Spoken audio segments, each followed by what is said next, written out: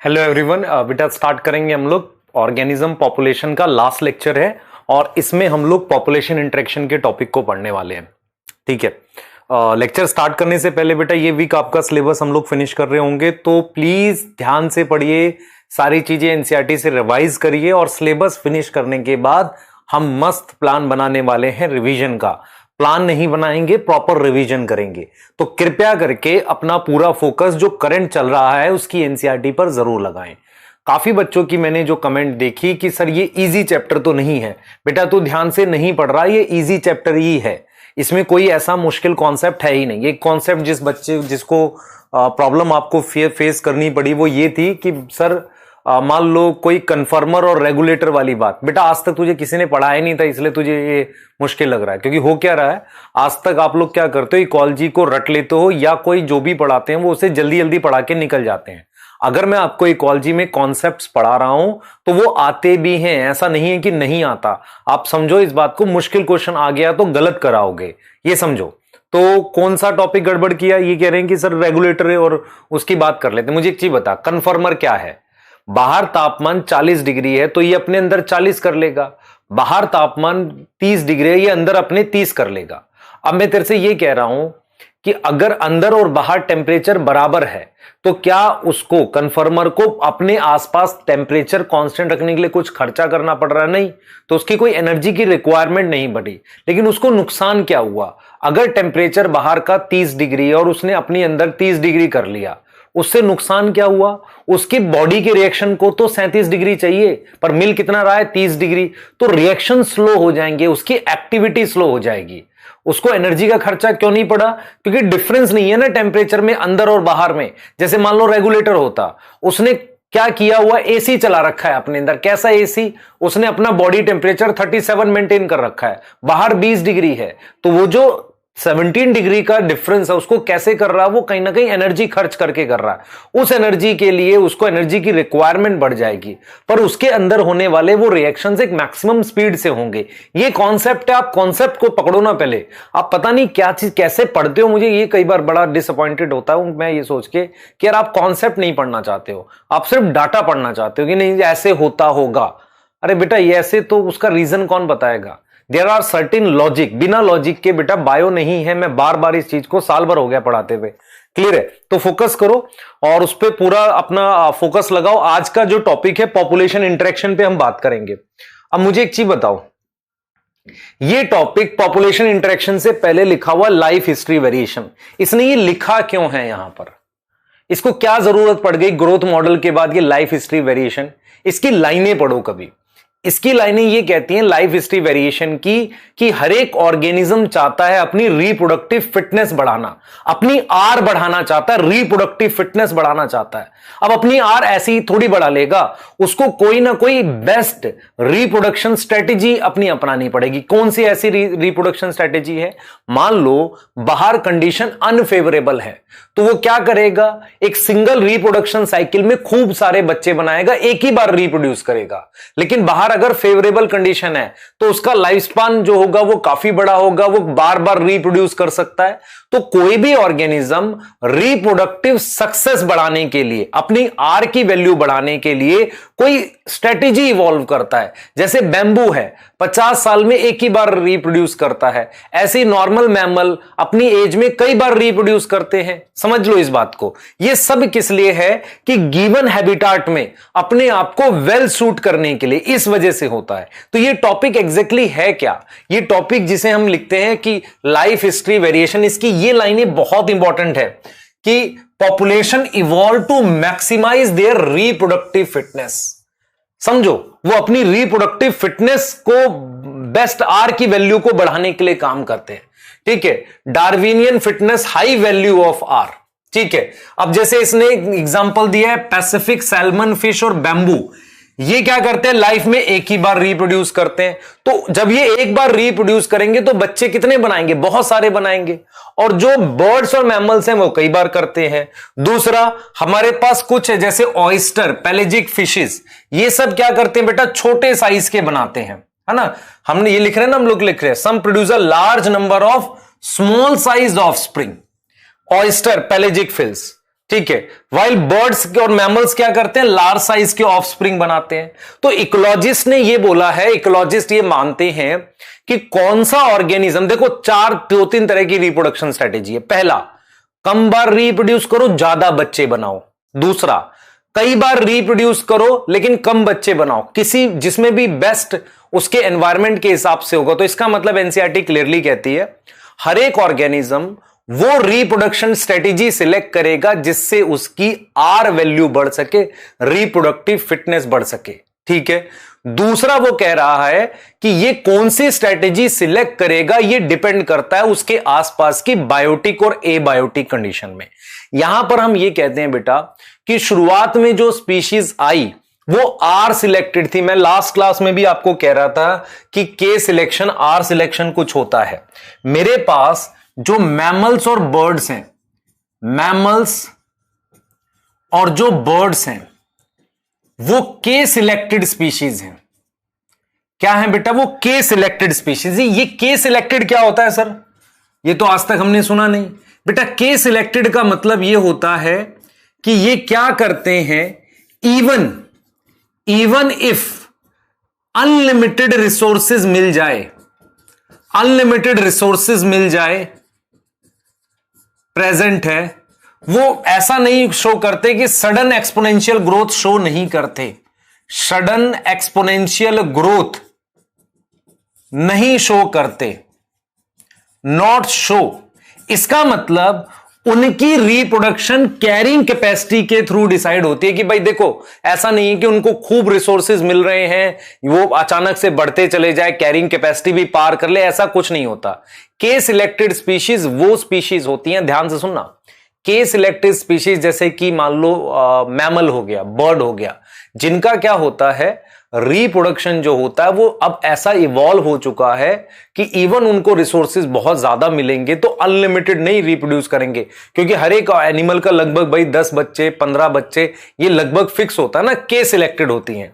लेकिन कुछ स्पीशीज होती हैं जो आर सिलेक्टेड होती हैं, जैसे कि आपके आसपास जो कीड़े हैं, जो इंसेक्ट्स हैं, वो आर सिलेक्टेड स्पीशीज हैं। तो वो क्या होता है बेटा, वो क्या करते हैं, इफ रिसोर्सेज अवेलेबल रहते हैं तो एक्सपोनेंशियल ग्रो कर जाते हैं, अवेलेबल होंगे तो वो एक्सपोनेंशियल ग्रोथ करते हैं, है ना, उनकी कोई कैरिंग कैपेसिटी नहीं होती, एक्सपोनेंशियल ग्रोथ शो करते हैं, उनकी कोई कैरिंग कैपेसिटी ऐसा होती नहीं, उनमें सिर्फ क्या होता है, खाना मिला बढ़ जाओ, अचानक से सारे मर जाएंगे खाना खत्म होते ही, उसे कहते हैं आर सिलेक्टेड स्पीशीज। तो ये टॉपिक आप एवोल्यूशन में पढ़ोगे, वहां पर ध्यान से देखना, दो टाइप का सिलेक्शन होता है, K selection, R selection. Higher organism जो इवॉल्व हो चुके हैं वो के सिलेक्टेड होते हैं, मतलब उनकी कैरिंग कैपेसिटी होती है, नेचर कैरिंग कैपेसिटी की बात करती है। लेकिन जो बारिश में कीड़े आते हैं अचानक से बढ़ के मर जाते हैं, उनमें क्रैश फेज भी होता है, वो आर सिलेक्टेड होती है। ज्यादा इवॉल्व स्पीशीज के सिलेक्टेड होती है।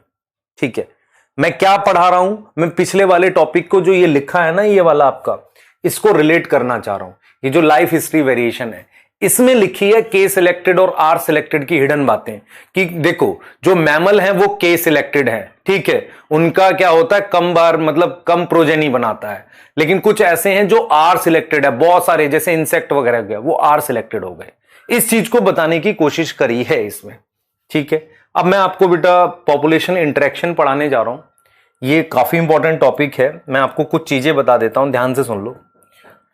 आपने पॉपुलेशन पढ़ ली, ध्यान से सुनना बेटा। मुझे बताओ, किसी फॉरेस्ट में अकेले ह्यूमन की पॉपुलेशन मिल सकती है, या अकेले काऊ की, अकेले लॉयन की पॉपुलेशन मिलेगी? नहीं, हमारे पास एक से ज्यादा टाइप की पॉपुलेशन कहीं ना कहीं मिलती है। ये क्लियर है? एक से ज्यादा टाइप की पॉपुलेशन हमें कहीं ना कहीं मिलती है, हमेशा मिलती है। तो इसका मतलब ये हो गया कि किसी भी हैबिटाट में एक से ज्यादा टाइप की पॉपुलेशन मिलती है और वो इंटरेक्ट करते हैं। क्लियर? तो हम यहां पर लिख सकते हैं, इन एनी हैबिटाट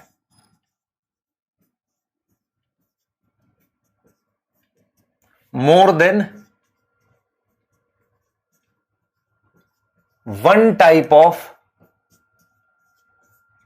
पॉपुलेशन हमारे पास प्रेजेंट होती है। More than one type of population present होती है, एक से ज्यादा तरह की पॉपुलेशन हमारे पास प्रेजेंट होती है। और उनके अंदर क्या होता है, इंटरेक्शन होता है। इंटरेक्शन मतलब वो आपस में इंटरेक्शन करते हैं। मान लो कोई किसी को खा रहा है, कोई किसी से कंपटीशन कर रहा है, वो सब होता है। तो पॉपुलेशन इंटरेक्शन में आप उसी तरह के इंटरेक्शन के बारे में स्टडी करोगे, भाई किस तरह के इंटरेक्शन हमारे पास हमें दिखते हैं नेचर में। ठीक है, तो अगर मैं आपको इस पैराग्राफ से बताऊं तो आप ये क्लियरली जो पॉइंट्स बोलता है एनसीईआरटी में वो देखो। एनसीईआरटी में कहता है कि भाई हमारे पास any natural habitat on earth, ठीक है, ऐसा पॉसिबल है कि just by a single species, क्या कहीं पर कोई सिंगल स्पीशीज रह सकती है? ऐसा कोई हैबिटेट ही नहीं हो सकता। ठीक है, कम भाई कोई ना कोई किसी को तो खाता रहेगा, तो मिनिमम रिक्वायरमेंट इज वन और मोर स्पीशीज। भाई अगर घास को मतलब ग्रास को काऊ खा रही है तो भी तो 2 स्पीशीज हो गई। ये चीज समझ में आ रही है? इवन मुझे क्या चाहिए, माइक्रोब्स चाहिए जो क्या करेंगे बेटा, मतलब एक तरीके से डीकंपोजिशन करेंगे। पॉलिनेशन के लिए मुझे पॉलिनेटिंग एजेंट चाहिए। तो कोई ना कोई अलग अलग स्पीशीज रहती हैं। हम क्या करते हैं बेटा, अगर किसी को बेनिफिट होता है किसी से, उसको प्लस साइन से लिखते हैं, इसको लिखते हैं बेनिफिट। अगर किसी को किसी से नुकसान होता है तो हार्म लिखते हैं, और अगर ना नुकसान ना फायदा तो इसे न्यूट्रल लिखते हैं। इसे हम क्या लिख देते हैं, न्यूट्रल लिख देते हैं। तो हमारे पास बेनिफिट है, हार्म है और न्यूट्रल है। ये 3 तरह का इंटरेक्शन हमारे पास होता है, बेनिफिट, हार्म और न्यूट्रल। ये 3 तरह का इंटरेक्शन हमारे पास होता है। अब आओ मैं आपको इंटरेक्शन के नाम बता रहा हूं। देखो ये टेबल एनसीईआरटी में भी दे रखी है। हम इंटरेक्शन के नाम देखेंगे और वो पॉजिटिव है नेगेटिव है उसके बारे में देख रहे हैं। देखो सबसे पहले हमने लिखा प्रीडेशन, जैसा आपकी एनसीईआरटी के सीक्वेंस में दे रखा है। प्रीडेशन क्या होता है बेटा, प्रीडेशन का मतलब कोई किसी को खा रहा है। तो प्रीडेशन में जो प्रीडेटर है, जो खाता है किसी को, ठीक है, उसको फायदा होता है, और जो होस्ट होता है, प्रे होता है, प्रे को नुकसान पहुंचता है। तो 2 अलग अलग स्पीशीज हैं प्रीडेटर प्रीडेशन में। क्लियर है? अब मान लो मैं सेकंड बात कर लेता हूं पैरासिटिज्म की। ऑल्दो पैरासिटिज्म तीसरे नंबर पे लिखा है, हम दूसरे पे लिख रहे हैं। पैरासिटिज्म में भी जो मेरे पास पैरासाइट है, पैरासाइट को क्या होता है, प्लस होस्ट को नुकसान होता है। अब यहां पर एक चीज आपको समझनी पड़ेगी कि प्रीडेशन में जो होता है वो पूरी तरीके से मार देता है प्रे को। पैरासाइट पूरी तरीके से होस्ट को किल नहीं करता, नॉर्मली डिजीज करता है। तीसरा मेरे पास कंपटीशन है। कंपटीशन एक ऐसा इंटरेक्शन होता है जिसमें दोनों को नुकसान होता है। मान लो मैं 2 लिखूंगा स्पीशीज ए, स्पीशीज ए को भी क्या होगा, नुकसान, और बी को भी क्या होगा, नुकसान होगा। दोनों स्पीशीज को नुकसान पहुंचेगा। किसी को ज्यादा कम हो सकता है, वो एक अलग चीज है, पर कंपटीशन में दोनों को लॉस होता है। ठीक है, क्लियर है? फोर्थ हम बात करेंगे बेटा यहां पर कमेंसलिज्म की। कमेंसलिज्म क्या होता है, ध्यान से सुने बेटा। कमेंसलिज्म कुछ ऐसा है जिसमें एक को फायदा हो और दूसरे को ना कोई नुकसान ना कोई फायदा। देखो मतलब एक को फायदा हो, दूसरे को नुकसान नहीं पहुंच रहा है, उसे कमेंसलिज्म कहते हैं। कमेंसलिज्म का जस्ट उल्टा होता है अमनसलिज्म। अमनसलिज्म में क्या होता है, एक को नुकसान होता है, दूसरे को ना फायदा ना नुकसान। एक को लॉस हो रहा है, दूसरे को ना फायदा ना नुकसान, तो इसमें न्यूट्रल है।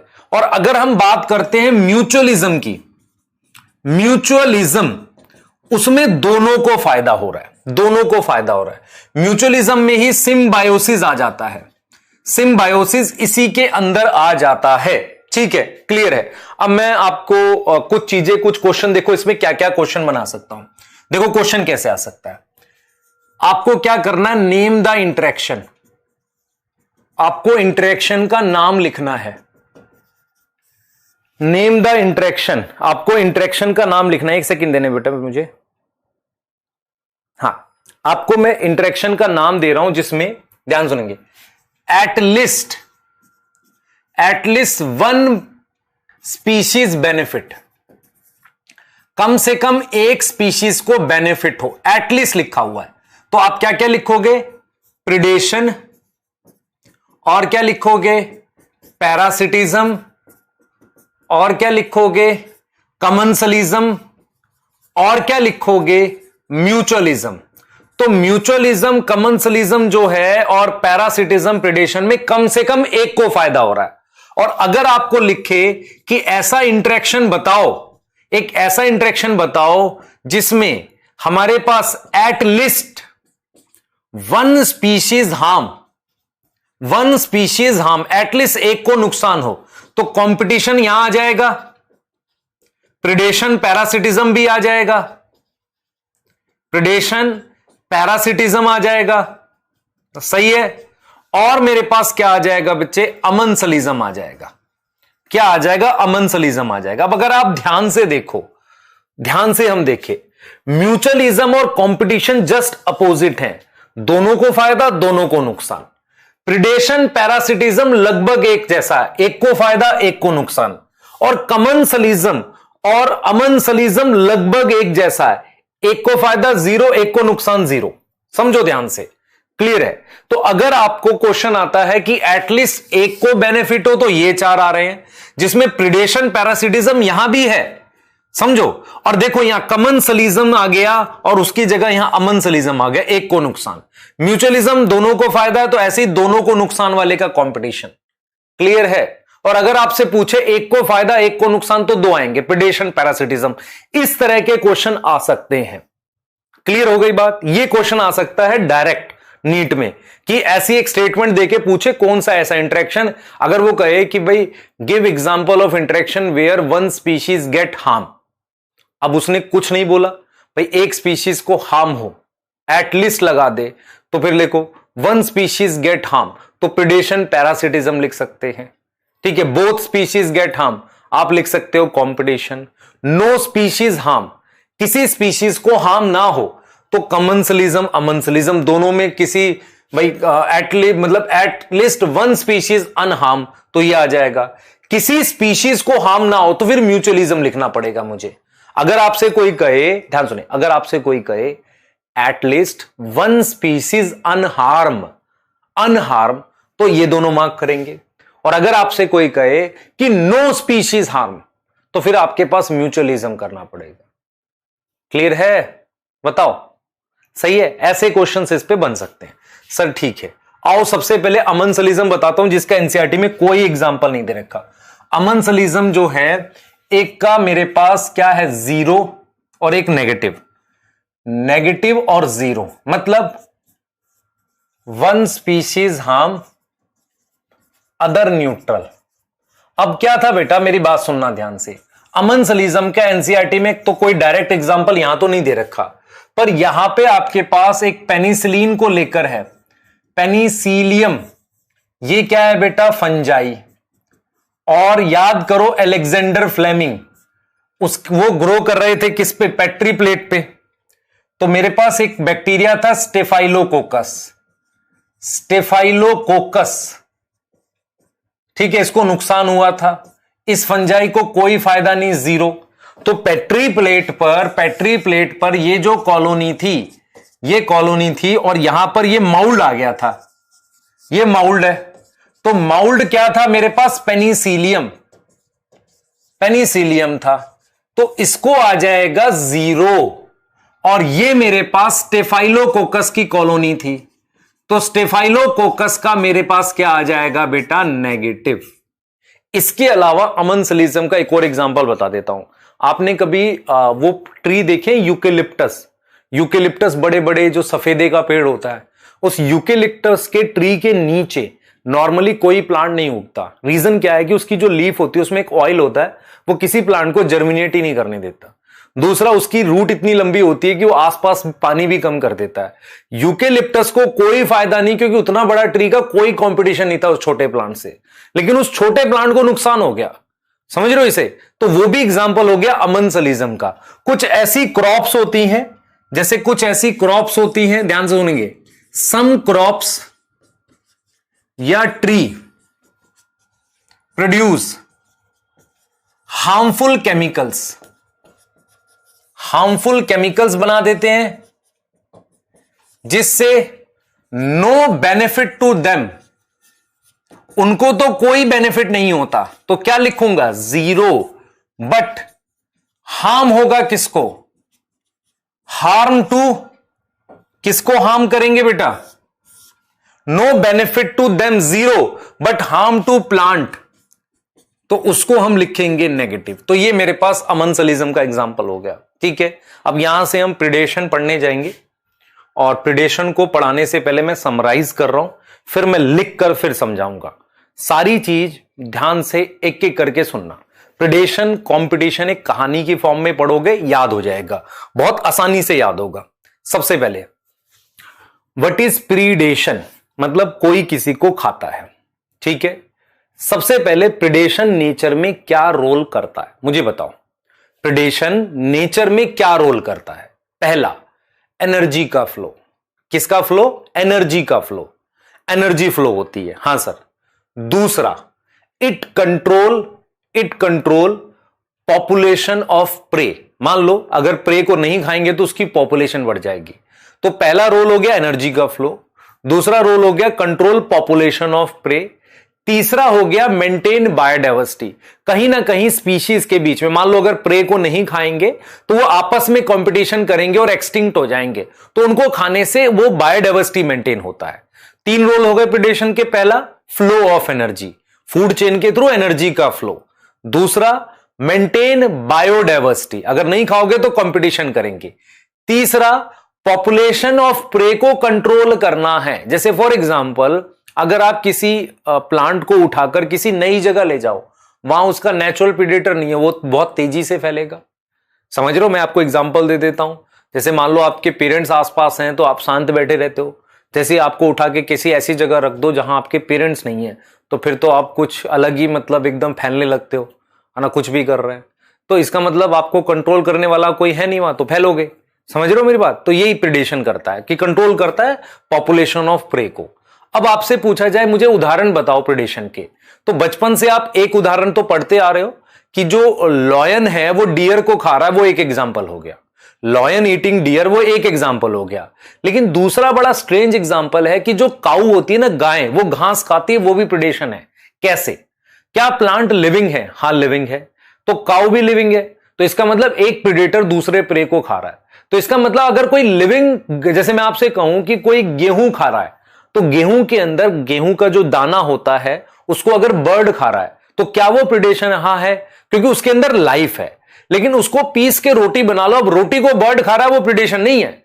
तो प्रीडेशन का तीन एग्जांपल हैं, lion eating deer first, second crow eating grain, cow eating grass. ये तीनों प्रीडेशन के एग्जांपल है। प्रीडेशन क्या करता है? Flow of energy. दूसरा, मेंटेन बायोडाइवर्सिटी। किसकी बेटा?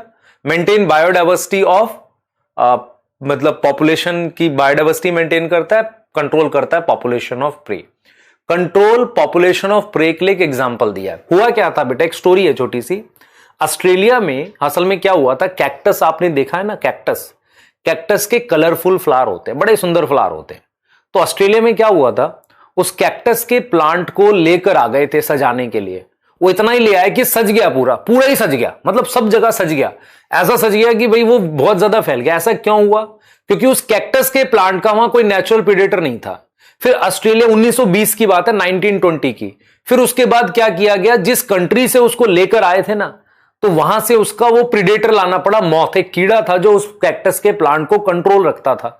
हो सकता है वो उसको खाता होगा। तो किसी तरीके से अगर उसकी पॉपुलेशन कंट्रोल में लाए तो किसके थ्रू लाए? बाई मॉथ क्या होता है? एक इंसेक्ट के थ्रू पॉपुलेशन को कंट्रोल में लाया गया, है कि नहीं? सही है, ठीक है। और यही बेसिस है ना बायो कंट्रोल एजेंट का। बायो कंट्रोल एजेंट क्या होते हैं? बायो कंट्रोल एजेंट में आप किसी भी इंसेक्ट को, हार्मफुल इंसेक्ट को कैसे कंट्रोल करते हो? बाय नेचुरल प्रीडेशन के थ्रू। सही है। फिर एक और एग्जांपल दे रखा है कि यूएसए में अमेरिकन पैसिफिक ओशियन था, वहां एक स्टारफिश रहता था, पिजास्टर। वो क्या करता था, अपना नीचे किसी दूसरे इनवर्टिब्रेट्स को खाता था। जैसे ही हमने उस पिजास्टर को हटाया, उनके बीच में आपस में कंपटीशन स्टार्ट हो गया और 10 इनवर्टिब्रेट एक्सटिंक्ट हो गए। इसका मतलब ये बायोडाइवर्सिटी भी मेंटेन करती है प्रीडेशन। क्या यहां तक क्लियर है? तो चलिए हम लिखते हैं और समझते हैं। तो सबसे पहला हम प्रीडेशन को पढ़ेंगे। प्रीडेशन में मेरे पास एक को प्लस है, दूसरे को माइनस। हां सर आपने कहा एग्जाम्पल ऑफ प्रीडेशन क्या है? तो भाई एग्जाम्पल ऑफ प्रीडेशन सबसे पहला हमारे पास है कि लॉयन ईटिंग शेर, नहीं लॉयन ईटिंग डियर। सही है ना? दूसरा, काऊ ईटिंग ग्रास, पर यहां पे घास जिंदा होनी चाहिए, वो घास नहीं जो आप काट के लाकर खिला रहे हो, वो घास जो वो खींच के खा रही है। दूसरा, क्रो या बर्ड ईटिंग ग्रेन, ग्रेन मतलब उसमें लाइफ है, उसको खा रहा है।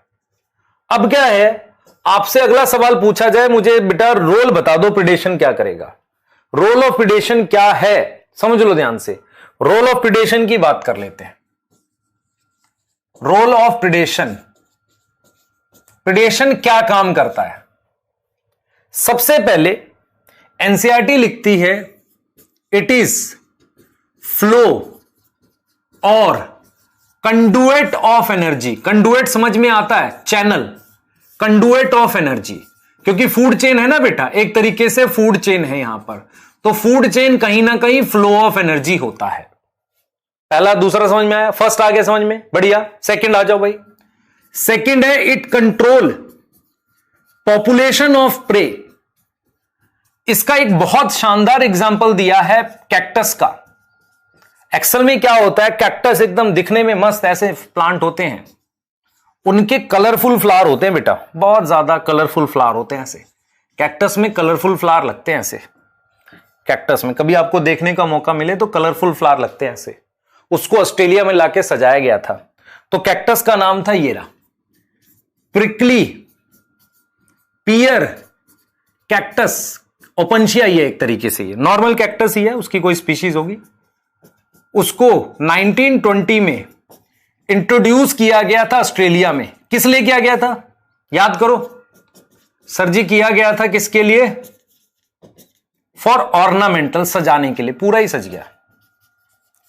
फिर क्या किया गया, ये बेटा स्प्रेड किया वेरी फास्ट, इतना तेजी से फैला कि वीड बन गया।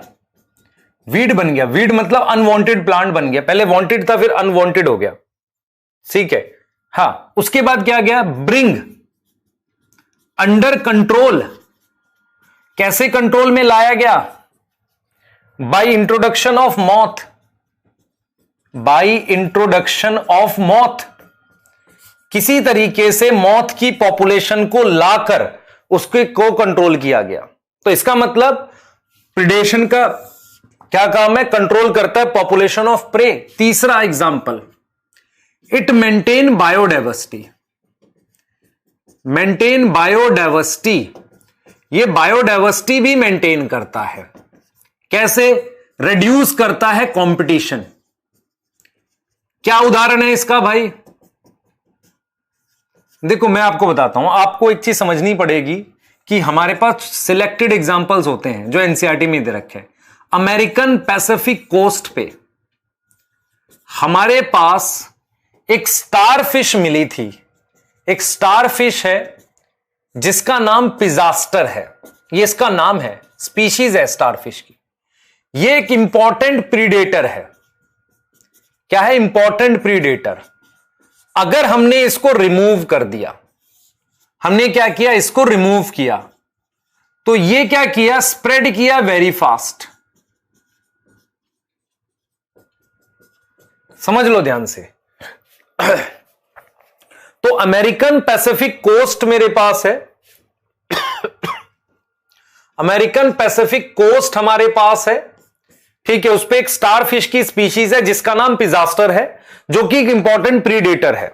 अगर हमने उसको रिमूव कर दिया तो वो इतनी तेजी से फैल गया, उतनी तेजी से फैल गया, आप समझे ध्यान से, इतनी तेजी से फैल गया, इट स्प्रेड वेरी फास्ट, है ना, बहुत तेजी से फैला है। उसको रिमूव कर दिया, स्प्रेड वेरी फास्ट नहीं भाई, क्या हुआ, लगभग 10 इनवर्टिब्रेट एक्सटिंक्ट कर गए, क्योंकि उनमें कंपटीशन हुआ भाई। ये किसी को खाता था, उनमें आपस में कंपटीशन हुआ। मैं स्प्रेड वेरी फास्ट ऐसे बोल दिया, ठीक है। अच्छा, बायो कंट्रोल एजेंट इसी पर बेस्ड है, ये तो आ गया समझ में भाई। इस स्लाइड पे लिखी हुई हमें सारी बातें समझ में आ गई कि ये 3 तरह के एग्जाम्पल हैं और ये 3 रोल हैं प्रिडेशन के।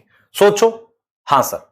अब एक शानदार लाइन जो एनसीईआरटी लिखती है वो कहती है, यार प्रिडेशन में एक बहुत अच्छी लाइन लिखी है कि हमारे पास बिहेवियर है प्रीडेटर का प्रूडेंट।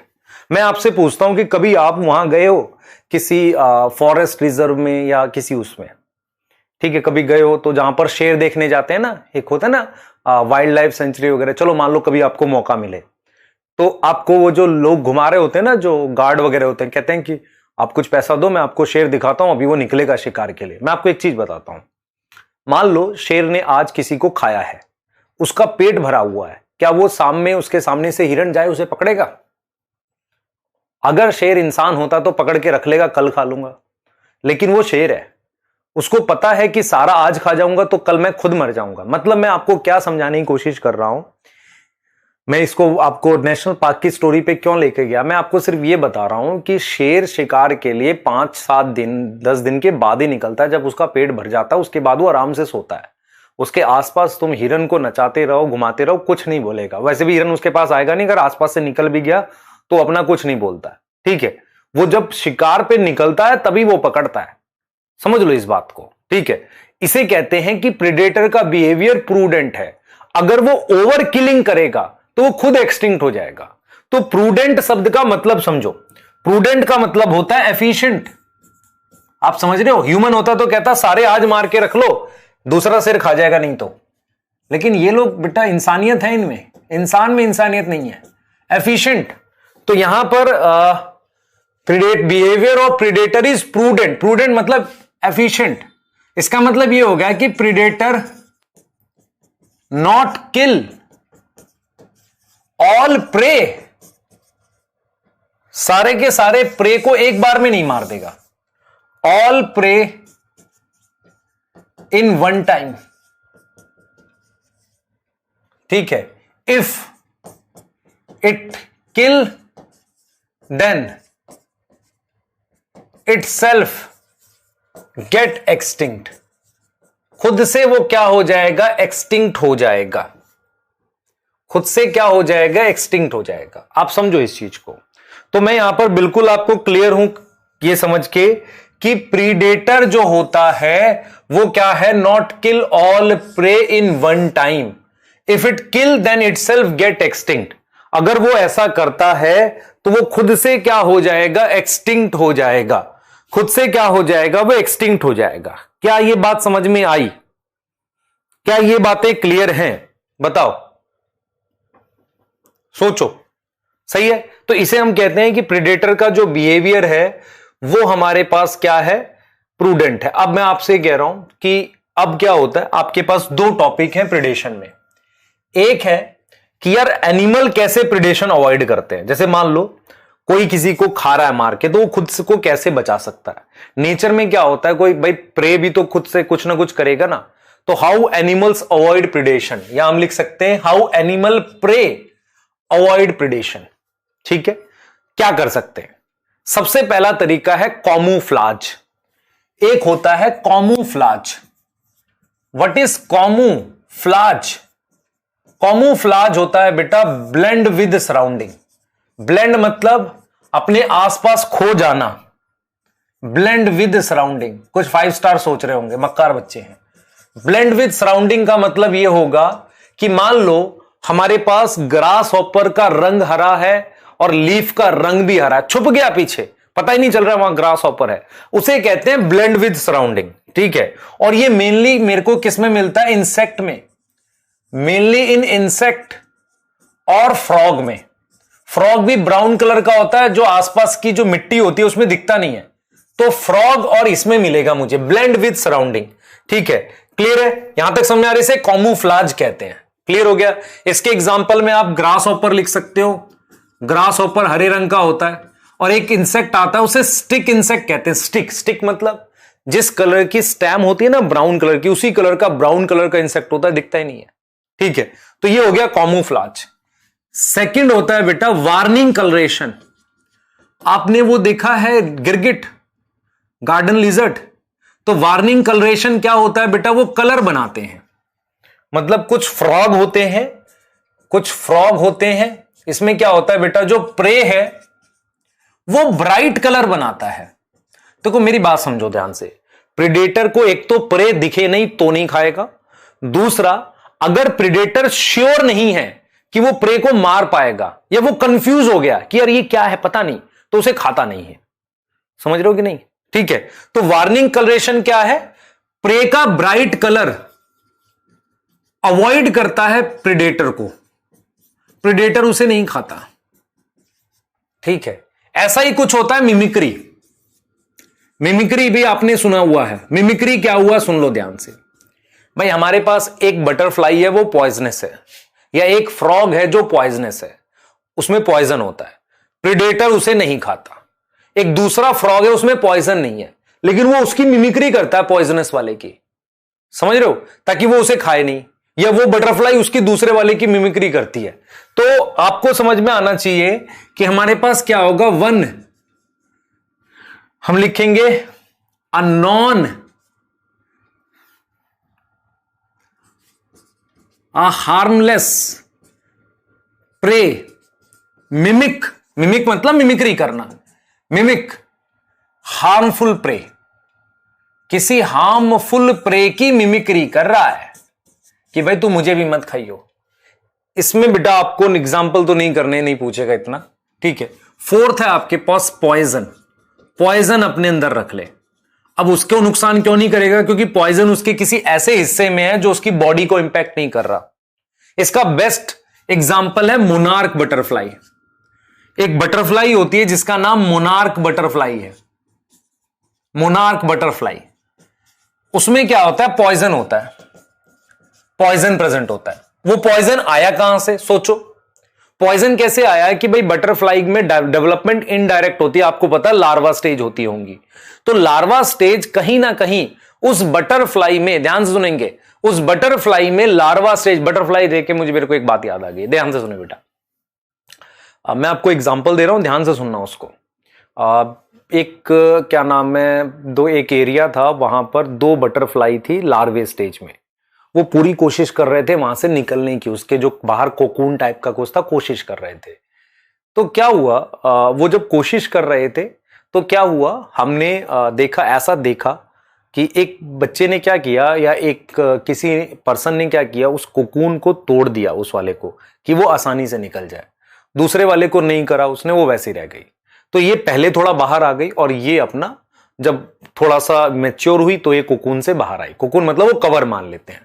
अब ये वाली जो पहले बाहर आ गई, ये इसकी डेवलपमेंट पूरी नहीं हुई, क्योंकि वो अंदर तब तक रहना चाहिए था जब तक डेवलप ना हो जाए, और उसने कोशिश भी नहीं की, वो स्ट्रांग भी नहीं बनी। और जो बाद में बाहर आई, जो खुद से बाहर आई, वो स्ट्रांग बन गई। इसका क्या मतलब हुआ, इसका मतलब ये हुआ बेटा कि तैयारी करना एक पूरा प्रोसेस है। उसमें आपको भट्टी में जलकर, मतलब पूरी तरह से तप कर आगे बढ़ना पड़ेगा। अगर आपको हम कोशिश करें कि जल्दी निकाल दें, तो ना आप एग्जाम के लायक रह जाओगे। मतलब क्या हुआ, हमें पूरा पढ़ाना पड़ेगा, पूरा रिवाइज करना पड़ेगा, आपको भी वो 12-14 घंटे लगना पड़ेगा उसमें। अगर मैं आपको इस प्रोसेस में ना डालूं, निकाल दूं जल्दी से, ना आप एग्जाम क्वालिफाई करोगे, ना लाइफ में आप उतने स्ट्रांग रहोगे कि किसी चैलेंज को फेस कर सके। एक बार आप उस प्रोसेस में चले गए, क्योंकि हर एक को लगता है यार लाइफ इतनी डिफिकल्ट क्यों है, यार इतना ही क्यों पढ़ना होता है मेडिकल के लिए, क्योंकि आप खुद को अब वो स्ट्रांग कर रहे हो। एक बार आप उसमें से स्ट्रांग होके निकले ना, तो फिर आप लाइफ के सारे एग्जाम को फेस कर पाओगे। तो इसको इस तरीके से सोचो, ये चीज समझ पा रहे हो। ये एक सिंपल सा, मैं जल्दी उसको तोड़ के निकाल दूं, मान लो मैं आपको सारी चीजें दे दूं, मैं कह दूं कि ले बेटा पेपर भी इसमें से आएगा, ले एक काम कर दो, मतलब सारा ही मैंने तेरे को दे दिया, सब करा दिया, मतलब सब कुछ, तो तेरा एफर्ट क्या रहा। मैं क्या करूंगा, मैं तेरे को चीजें प्रोवाइड करूंगा सपोर्ट के लिए, करनी तो तूने बेटा। क्लियर है, सही है। आ जाओ वापसी इस पे। देखो मोनार्क बटरफ्लाई में पॉइजन प्रेजेंट है, तो पॉइजन जो होता है ना हमारे पास, पॉइजन जो होता है बेटा, वो कहां से आया, it acquire poison in larval stage. Larvae में कैसे आया, लार्वल स्टेज व्हेन लार्वा किसी पॉइजनस वीड पे खाता है। Larva feed on poisonous weed. इसका मतलब अगर आसपास से वो पॉइजनस वीड हटा दो ना, तो ये शायद ये मोनार्क बटरफ्लाई भी जिंदा ना रहे, है ना। तो मोनार्क बटरफ्लाई एग्जांपल है किसके, प्रेडेशन के एनिमल्स में। अब अगर मैं आपसे पूछूं प्लांट में क्या है, तो यार पौधों के साथ एक सबसे बड़ा दुख है कि प्लांट कैन नॉट रन, है ना। Plant can not run away from predator, भाग नहीं सकते। दूसरी परेशानी यह है कि जो इंसेक्ट्स होते हैं, इंसेक्ट्स जो होते हैं उसमें 25% प्लांट खाने वाले होते हैं, 25% जो इंसेक्ट होते हैं इंसेक्ट्स आर फाइटोफेगस। फाइटोफेगस होता है, फाइटोफेगस मतलब एक तरीके से क्या करेंगे, ईट करेंगे। क्या फाइटोफेगस का क्या मतलब हुआ बेटा? फाइटोफेगस का मतलब हुआ वो ईट करते हैं प्लांट्स को, फाइटोफेगस है।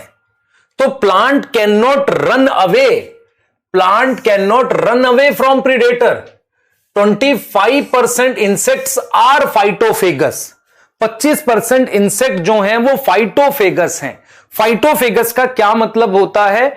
ऐसे इंसेक्ट्स जो बेसिकली प्लांट को खाते हैं। तो प्लांट क्या करते हैं, कुछ स्ट्रक्चरल अपने स्ट्रक्चर में बदलाव करते हैं एंड कुछ फिजियोलॉजी में बदलाव करते हैं, फिजियोलॉजिकल चेंजेस करते हैं, कोई केमिकल बना दे टू अवॉइड प्रीडेटर। और कुछ नहीं कर सकते, वो भाग तो सकते नहीं है। क्यों नहीं भाग सकते वो तुम्हें पता है, ठीक है। तो क्या क्या हो सकता है? फर्स्ट, वो थॉर्न्स और स्पाइंस बनाएंगे। बेटा यहां एक गलती है, यहां पर एनसीईआरटी में, एनसीईआरटी ने क्या किया है, थॉर्न्स और स्पाइंस किसमें होते हैं वो गलत लिख दिया है, मुझे ऐसा लगता है। थॉर्न्स तो आपको मैंने पढ़ाया था सिट्रस में और बोगेनविलिया में, क्योंकि थॉर्न्स स्टेम की मॉडिफिकेशन होती है, और स्पाइंस किस में होते हैं, कैक्टस में। इसमें शायद मिक्स कर दिया इसको, ठीक है। पर ध्यान रखो मेनली वो कांटे कहना चाह रहा है, जो किस लिए होगा, टू अवॉइड प्रीडेटर। किसको अवॉइड करेगा? प्रीडेटर को। प्रीडेटर को अवॉइड करने के लिए उसमें थॉर्न्स होंगे। क्या ये वाली बात समझ में आ रही है? हां सर। और क्या होगा बेटा, हमारे पास एक वीड है, आपको मैं नाम बता देता हूं, कैलोट्रोपिस। कैलोट्रोपिस सुनते ही आपके दिमाग में क्या आना चाहिए बेटा? कैलोट्रोपिस में वेलवेट एस्टिवेशन होती है, कैलोट्रोपिस में अपोजिट फाइलोटैक्सी होती है ना। तो वीड है कैलोट्रोपिस, इसे आक का पेड़ कहते हैं कैलोट्रोपिस में। इसमें एक ग्लाइकोसाइड होता है, ग्लाइकोसाइड होता है जो पॉइजनस होता है। जो क्या होता है? पॉइजनस होता है। देखो मेरी बात समझना ध्यान से, अगर कोई पॉइजन प्लांट में होता है तो वो एनिमल को क्या नुकसान पहुंचता है? पहला उसका पेट खराब हो जाएगा एनिमल का, दूसरा उसकी रिप्रोडक्शन मतलब एबिलिटी पे या किसी ऑर्गन पर इंपैक्ट डालने लगेगा। तो बेसिकली जो ये क्या कर सकता है, इंटरफेयर कर सकता है डाइजेशन से, विद डाइजेशन। और क्या है, अदर प्रोसेस, रिप्रोडक्शन, किसी ऐसी चीजों को इंपैक्ट करेगा। तो इस वजह से वो खाते नहीं है उसे। एनिमल क्या करता, अवॉइड करता है। एनिमल अवॉइड करेगा ग्रेजिंग, अवॉइड ग्रेजिंग। इसके अलावा आपको मैं एक चीज और बताता हूं, हमारे पास सम केमिकल्स जो हमारे फायदे के होते हैं, पर प्लांट उसको किस लिए बनाता है, प्रीडेटर को अवॉइड करने के लिए। सम केमिकल्स, कौन से chemicals? Like some chemicals like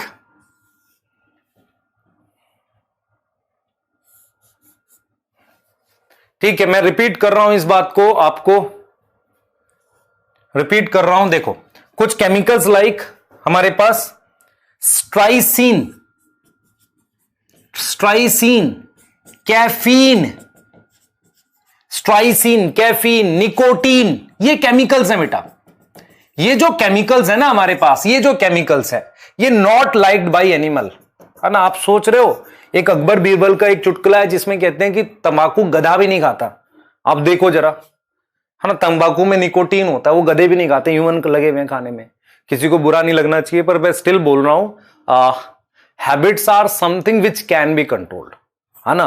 कुछ बच्चे कुछ नेगेटिव कमेंट लिख रहे थे मेरे चैट में, जो खासकर मेरी क्लास का चैट था। मैं उनको वार्न कर रहा हूं, इस तरह का मत लिखा करो, बिकॉज जो करंट टाइम चल रहा है वो हर तरह के लोगों के लिए इंपॉर्टेंट है।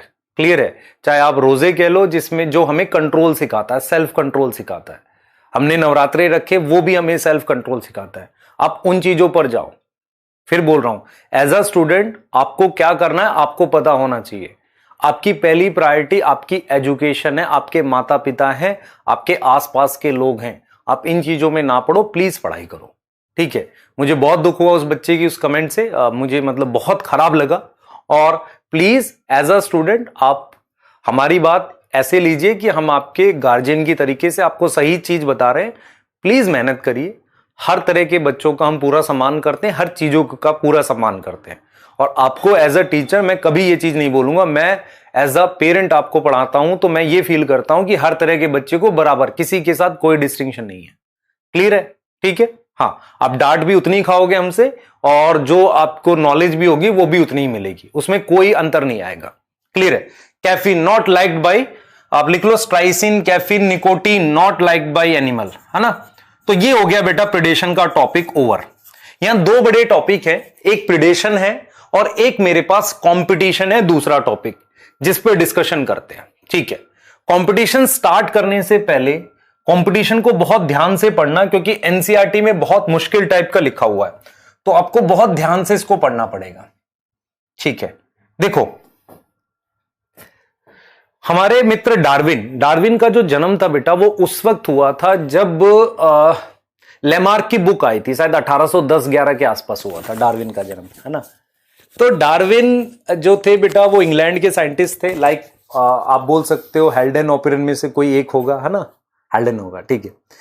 इंग्लैंड के साइंटिस्ट थे। तो डार्विन क्लियर थे इस बात को लेके, डार्विन इस बात को लेकर क्लियर थे कि इंटर स्पेसिफिक मतलब दो स्पीशीज के बीच का जो कंपटीशन है वो एक पोटेंट फोर्स है एवोल्यूशन को लेकर।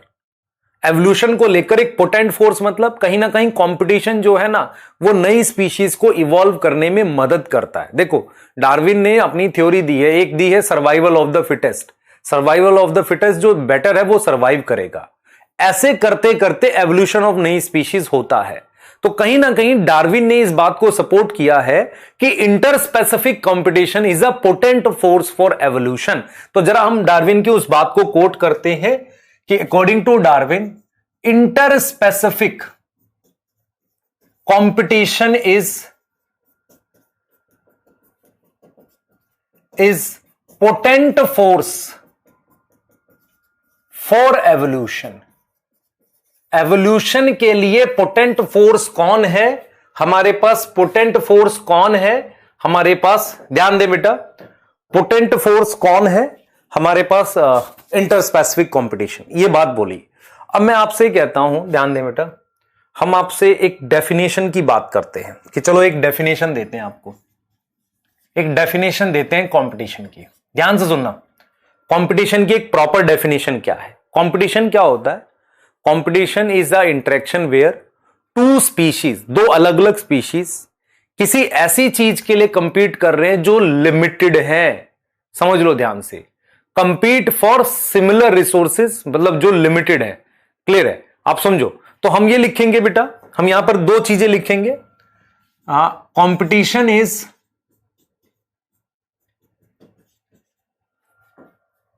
कंपटीशन क्या है? Is a type of interaction. अब ये बातें कुछ लोगों को खटक रही होंगी, सर डार्विन तो अभी हमने पढ़ा नहीं, जब पढ़ना जब ध्यान देना इसको। ठीक है, तो competition is a type of interaction, एक ऐसा इंटरेक्शन है जहां पर two closely related species, two closely related मतलब आपस में कहीं ना कहीं किसी तरीके से रिलेटेड है, two closely related species compete for resources, उन चीजों के लिए कंपीट कर रहे हैं विच इज लिमिटेड, उन चीजों के लिए कंपटीशन कर रहे हैं जो हमारे पास लिमिटेड है। तो two closely related species compete for resources which are limited, उनके लिए वो कंपीट कर रहे हैं। क्लियर हो गई कि नहीं बात? ठीक है, क्लियर हो गई कि नहीं? ठीक है, सही है। देखो यहां पर दो पॉइंट्स हैं जो आपको समझने हैं, यहां पर दो इंपॉर्टेंट पॉइंट है। पहला, ये क्लोजली रिलेटेड के बीच में हो रहा है, दूसरा रिसोर्सेज लिमिटेड है। समझ में आ रहा है?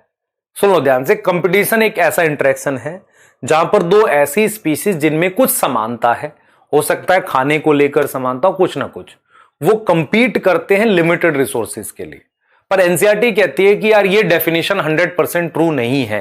एनसीईआरटी इस बात को कहती है कि this definition is not 100% true, तो इसके लिए लिखती है it is not,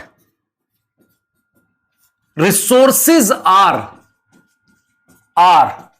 always limited ऐसा नहीं है कि रिसोर्सेज हमेशा लिमिटेड हैं। दूसरा, it is not species closely related होंगी, क्लोजली रिलेटेड होंगी ऐसा नहीं है। उन्होंने कुछ ऐसे एग्जाम्पल दिए भी हैं बेटा, जैसे पहला एग्जाम्पल दिया है कि एक लेक थी, लेक समझ में आता है, पानी, वाटर बॉडी थी, एक लेक थी, उसमें एक जू प्लैंकटन, छोटे छोटे माइक्रोस्कोपिक ऑर्गेनिज्म होते हैं, माइक्रोस्कोप से दिखेंगे, जू प्लैंकटन रहते हैं। वहां पर बाहर से एक बर्ड आती है और वो फिश के साथ कंपटीशन करती है उन जू प्लैंकटन को खाने के लिए।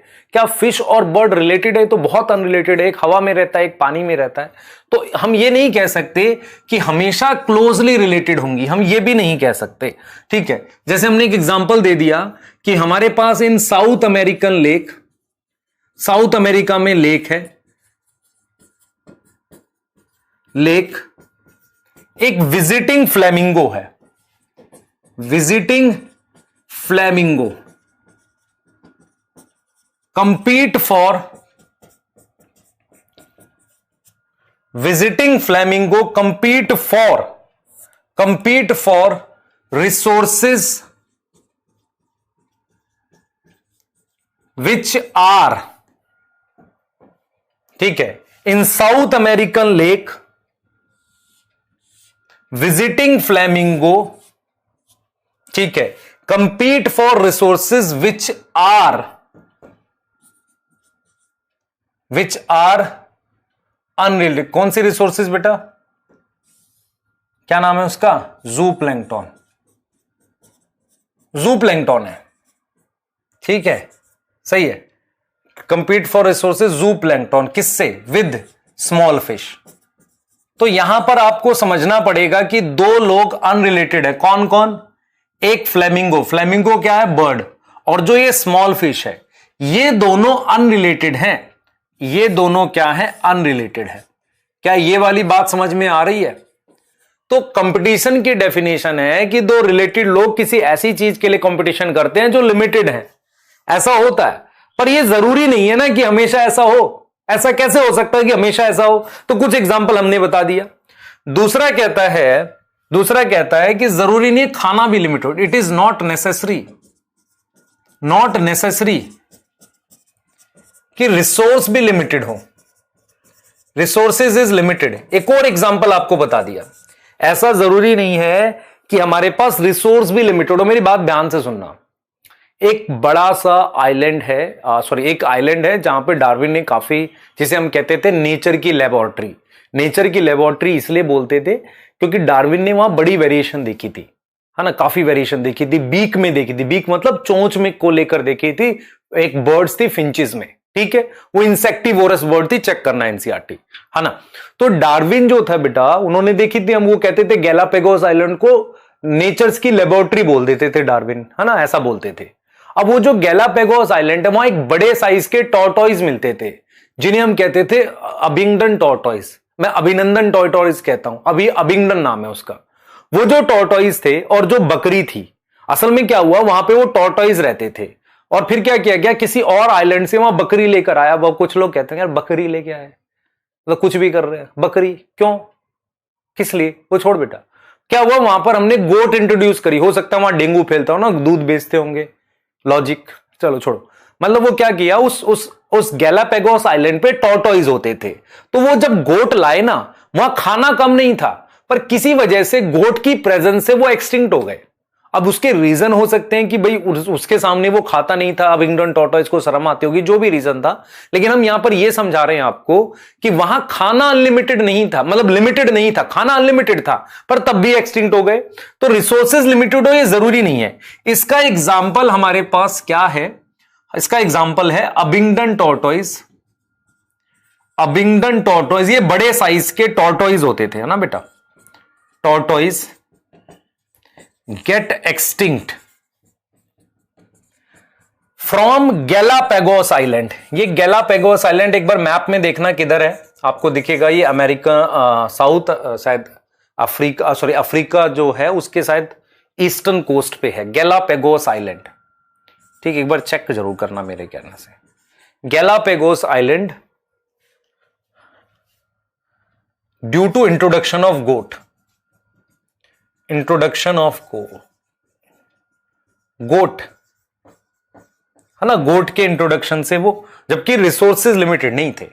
तो मैं आपको ये कह रहा हूं कि भाई देखो, एक डेफिनेशन को जिसको डार्विन ने सपोर्ट किया वो ये कहती थी कि क्लोजली रिलेटेड के बीच में होगा और रिसोर्सेज लिमिटेड होंगे। फिर हमने कहा ऐसा नहीं हो सकता यार हमेशा सही हो, तो हमने दो उदाहरण देके बता दिए। फिर हमारे मन में आया कि यार कोई प्रॉपर डेफिनेशन है। हाँ है, एक प्रॉपर डेफिनेशन है जो कंपटीशन की है, जो हम एक नई डेफिनेशन की हम बात कर सकते हैं, वो हमारे पास है।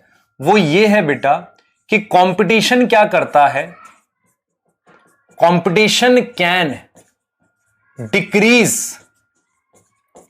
आर याद है आपको, birth minus birth rate minus death rate, rate है बेटा ये डेथ रेट। जब आप बर्थ और डेथ रेट को माइनस कर देते हो तब आपके पास रेट आता है नेचुरल इंक्रीज का।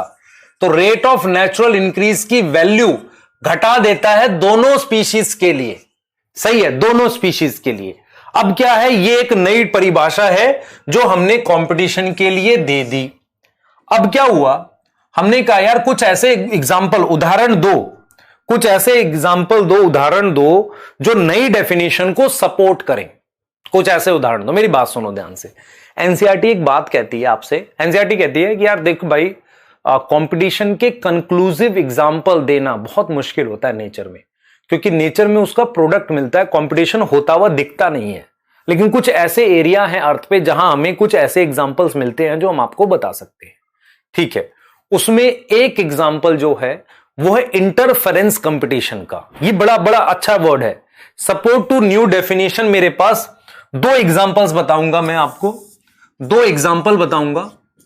एक एग्जाम्पल है, दो एग्जाम्पल बताऊंगा और दो अलग अलग टर्म भी हैं ये। एक टर्म है इंटरफेरेंस कंपटीशन की, इंटरफेरेंस कंपटीशन एक टर्म ये है, और दूसरी टर्म है मेरे पास, एक टर्म ये हो गई इंटरफेरेंस कंपटीशन की।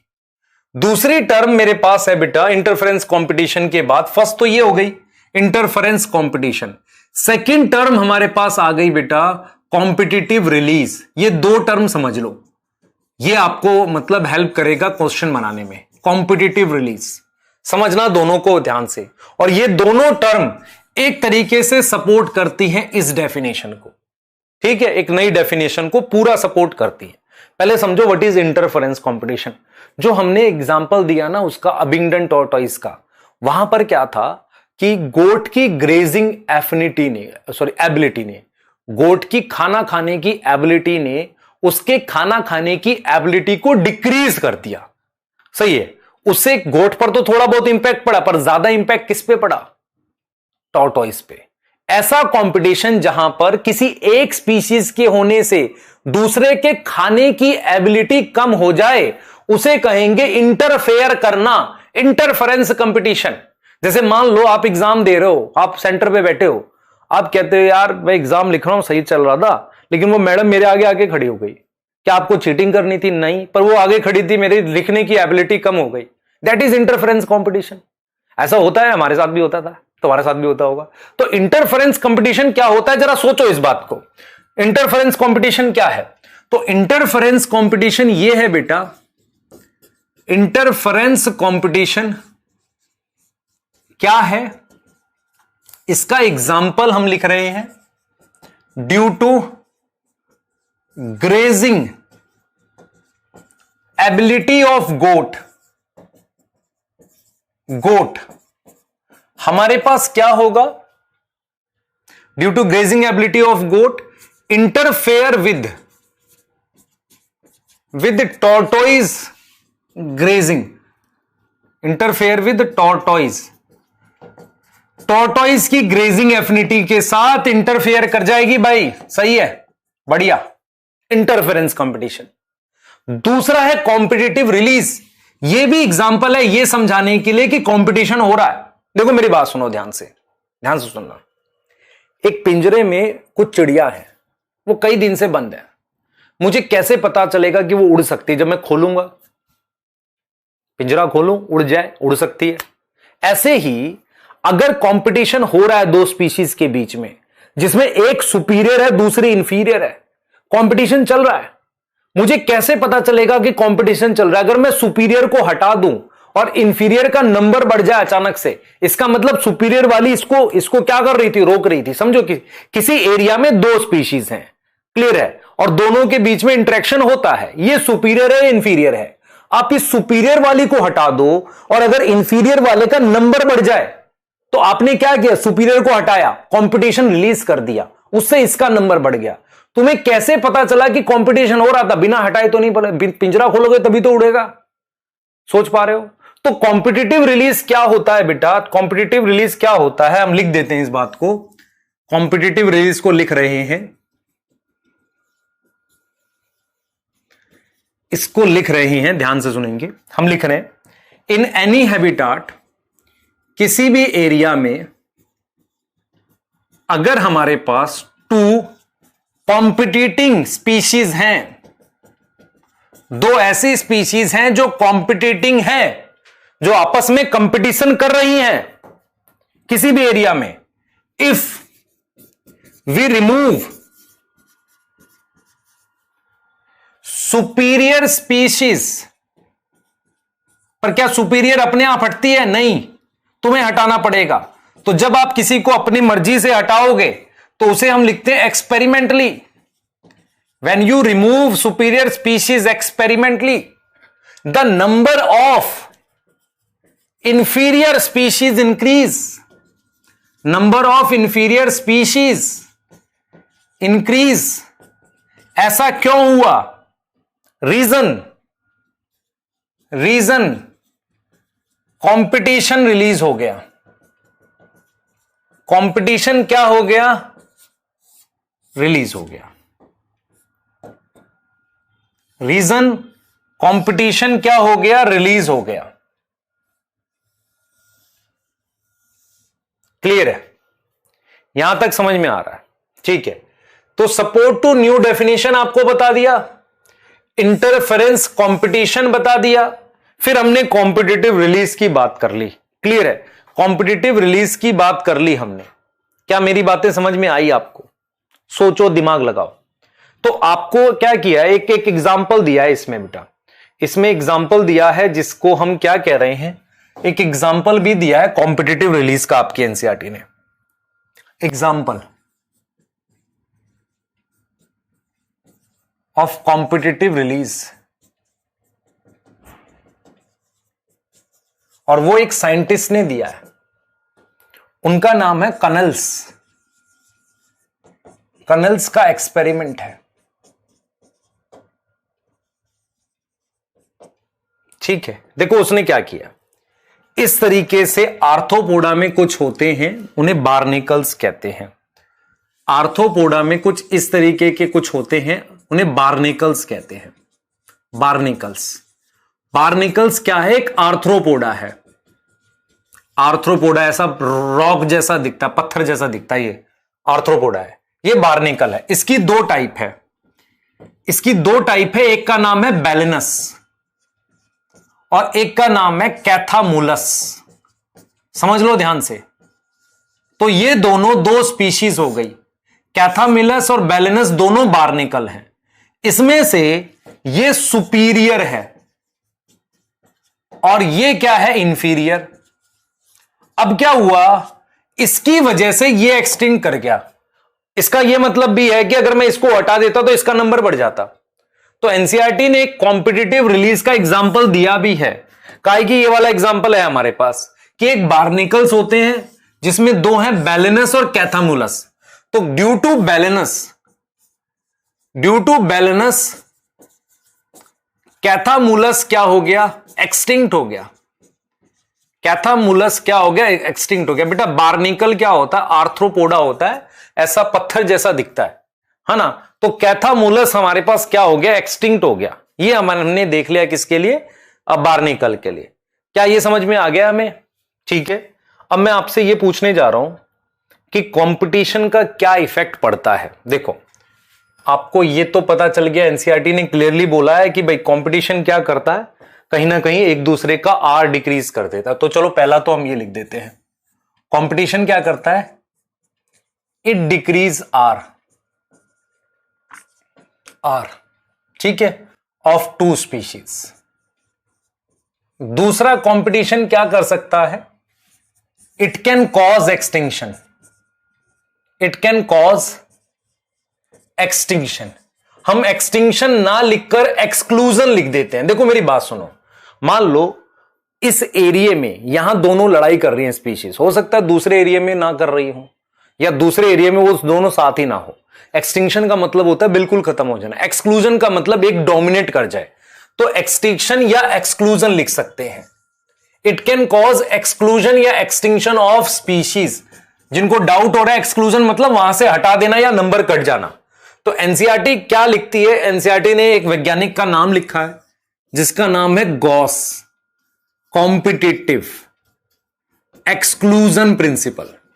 ये गॉसियन सरफेस वाला नहीं है, कुछ के दिमाग में आया होगा, पहले ही बता रहा हूं, तुम्हें वो भी नहीं आता, ये भी नहीं आएगा। नहीं तो गॉस कॉम्पिटिटिव एक्सक्लूजन प्रिंसिपल है ना, गॉसियन सरफेस पे पॉइंट चार्ज लाएंगे, ऐसी फालतू बातें करोगे तुम दिमाग में, इधर ध्यान दो बेटा।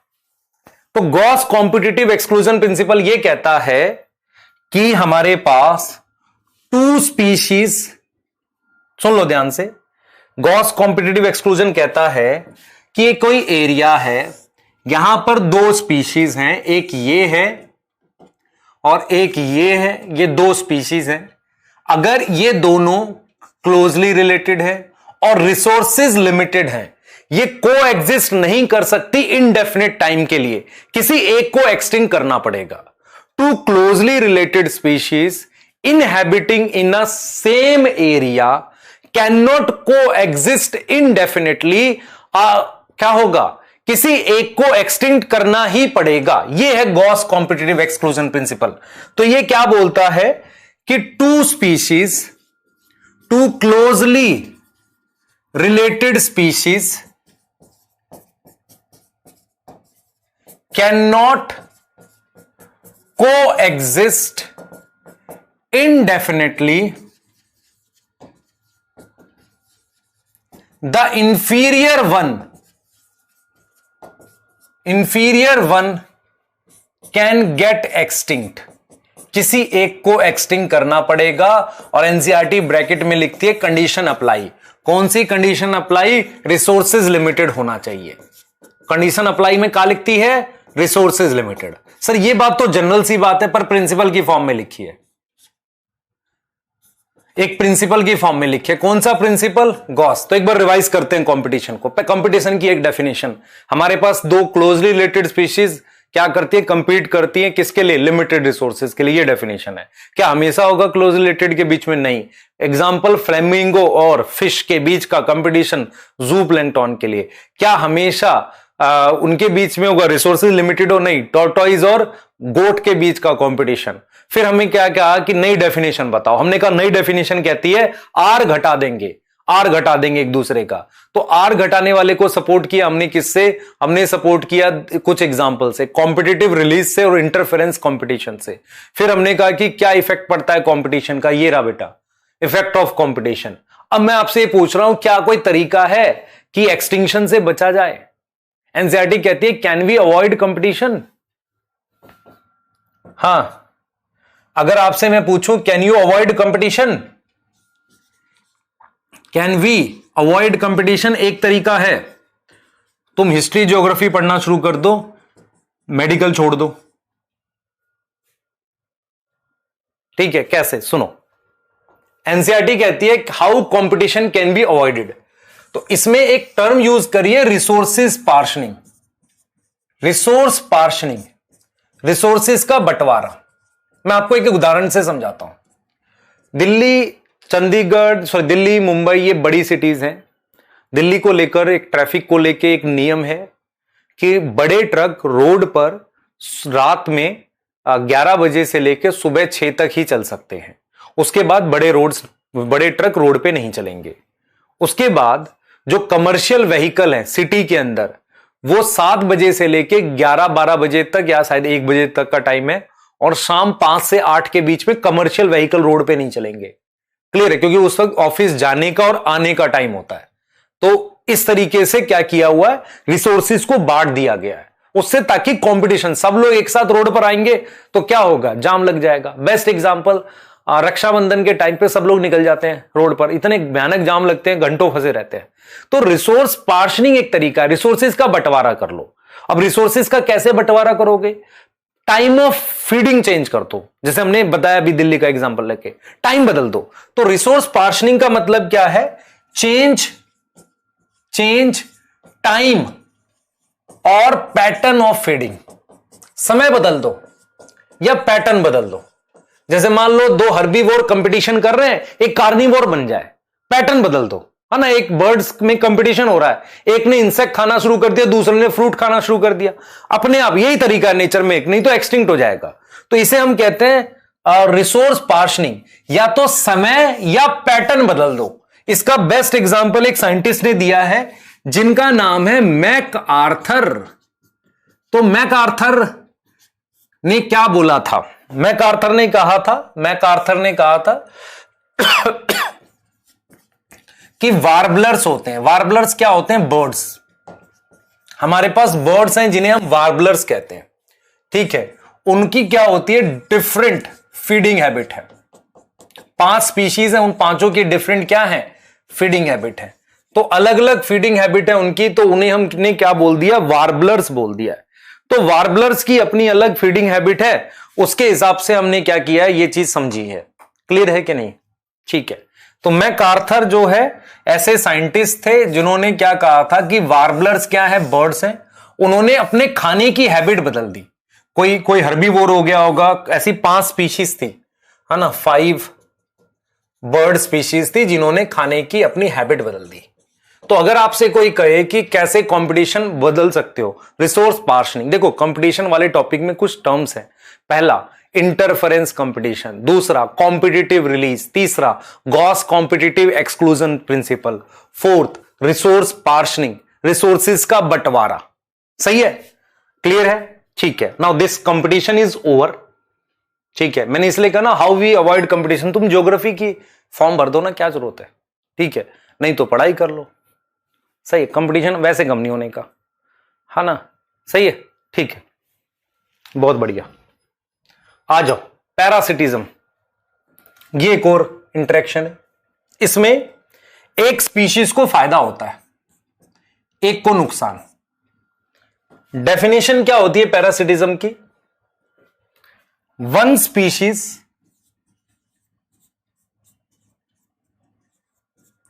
डिपेंड ऑन अनदर, किसके लिए, फॉर फ्री। ध्यान देना इस लाइन पे, मील, मील मतलब खाना, एंड लॉजिंग, लॉजिंग मतलब शेल्टर।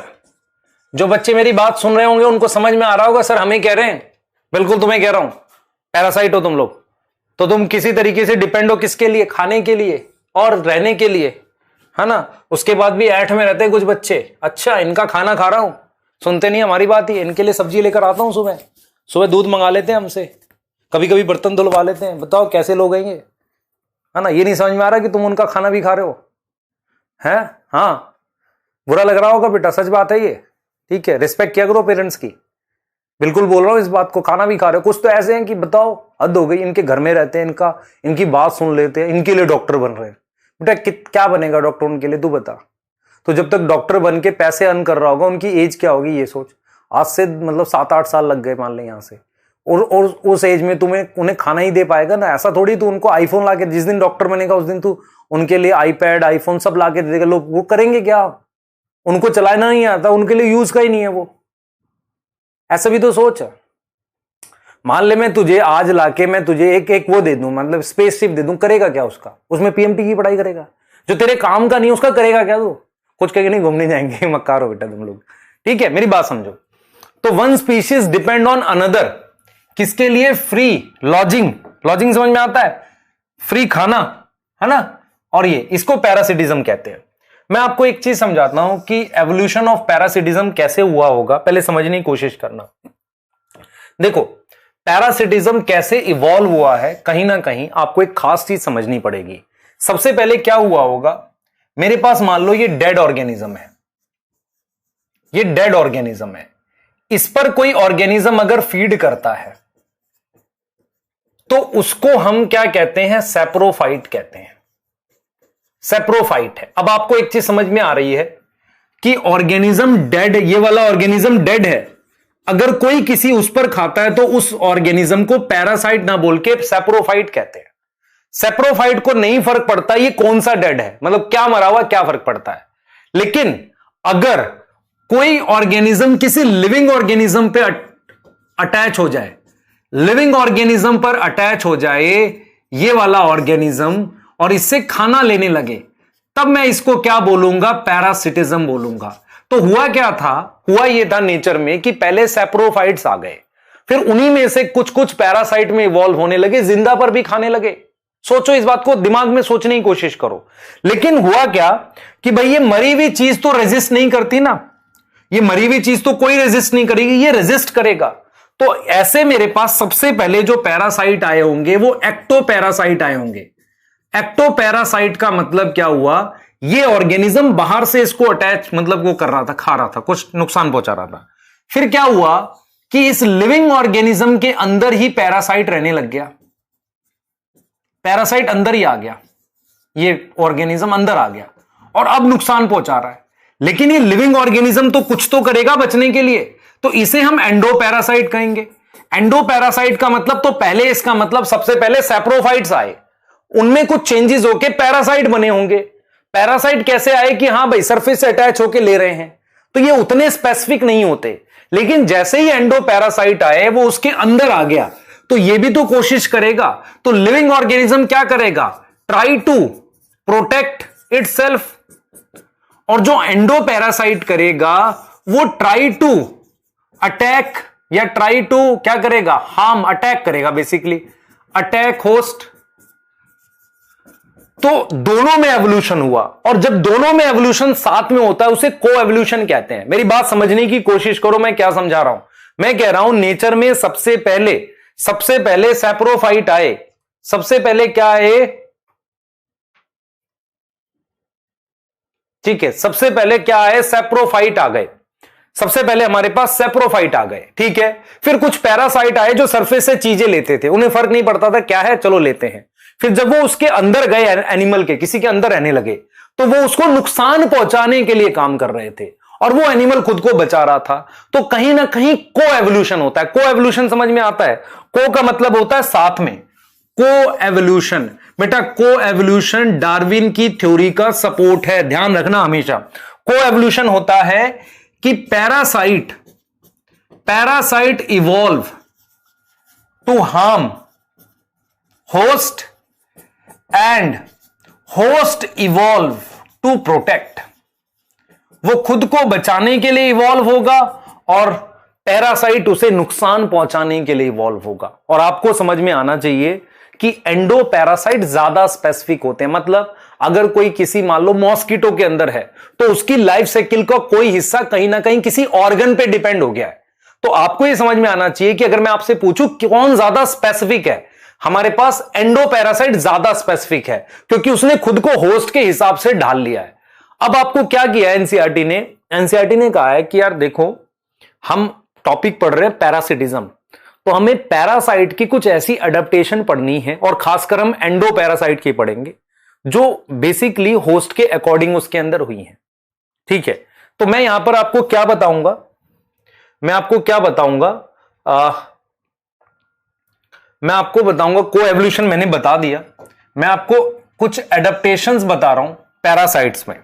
सबसे पहली एडेप्टेशन है, ध्यान से सुनना, कोई किसी के अंदर रह रहा है तो क्या उसको आंखें चाहिए? जब वो किसी के अंदर रह रहा है तो आंखें नहीं चाहिए, तो मैं लिखूंगा हमारे पास अननेसेसरी सेंस ऑर्गन हट जाते हैं।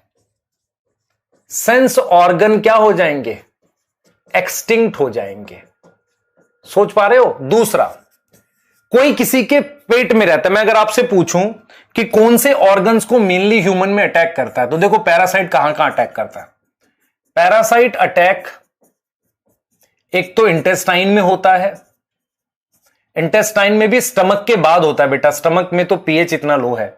उसके बाद लिवर में हो सकता है, ब्लड में हो सकता है, लंग्स में हो सकता है ना, ये चीज समझ में आ रही है, क्लियर है ना, लंग्स में, लिवर में, ब्लड में, है ना, इस जगह पैरासाइट ज्यादा अटैक करते हैं। ठीक है, अब मैं जरा आपको क्या कह रहा हूं, अननेसेसरी सेंस ऑर्गन हट गए। जैसे कि आपने कभी बेटा लिवर फ्लूक की लाइफ साइकिल नहीं पढ़ी हुई होगी, नहीं तो जब अगर पढ़ाई जाती है तो उसमें कुछ लार्वा की स्टेज होती है जो पेट में मतलब उसके ऑर्गेनिज्म के अंदर होती है, तो उनमें फोटो रिसेप्टर नहीं होते, है ना, तो अननेसेसरी सेंस ऑर्गन हट गए। ठीक है, दूसरा, अगर कोई किसी के पेट में रहेगा तो उसमें क्या होने चाहिए, हुक और सकर, है ना, क्या प्रेजेंट होने चाहिए, हुक एंड सकर। सकर की मदद से ब्लड सक करेगा और हुक की मदद से अटैच होगा। याद करो, टेपवर्म, टेपवर्म हुक की मदद से, रोस्टेलम कहते हैं ऐसे, हुक की मदद से अटैच होता है, समझ आ रहा है, और सकर की मदद से खींचता है ब्लड में से खाना। सकर और हुक चाहिए, वो प्रेजेंट होंगे। उसके अलावा अगर कोई किसी के पेट में रह रहा है तो ऑलरेडी डाइजेस्टेड खाना खा रहा है कि नहीं, ऑलरेडी वो खाना खा रहा है जो डाइजेस्टेड है, तो क्या उसमें खुद की ग्लैंड होनी चाहिए, नहीं।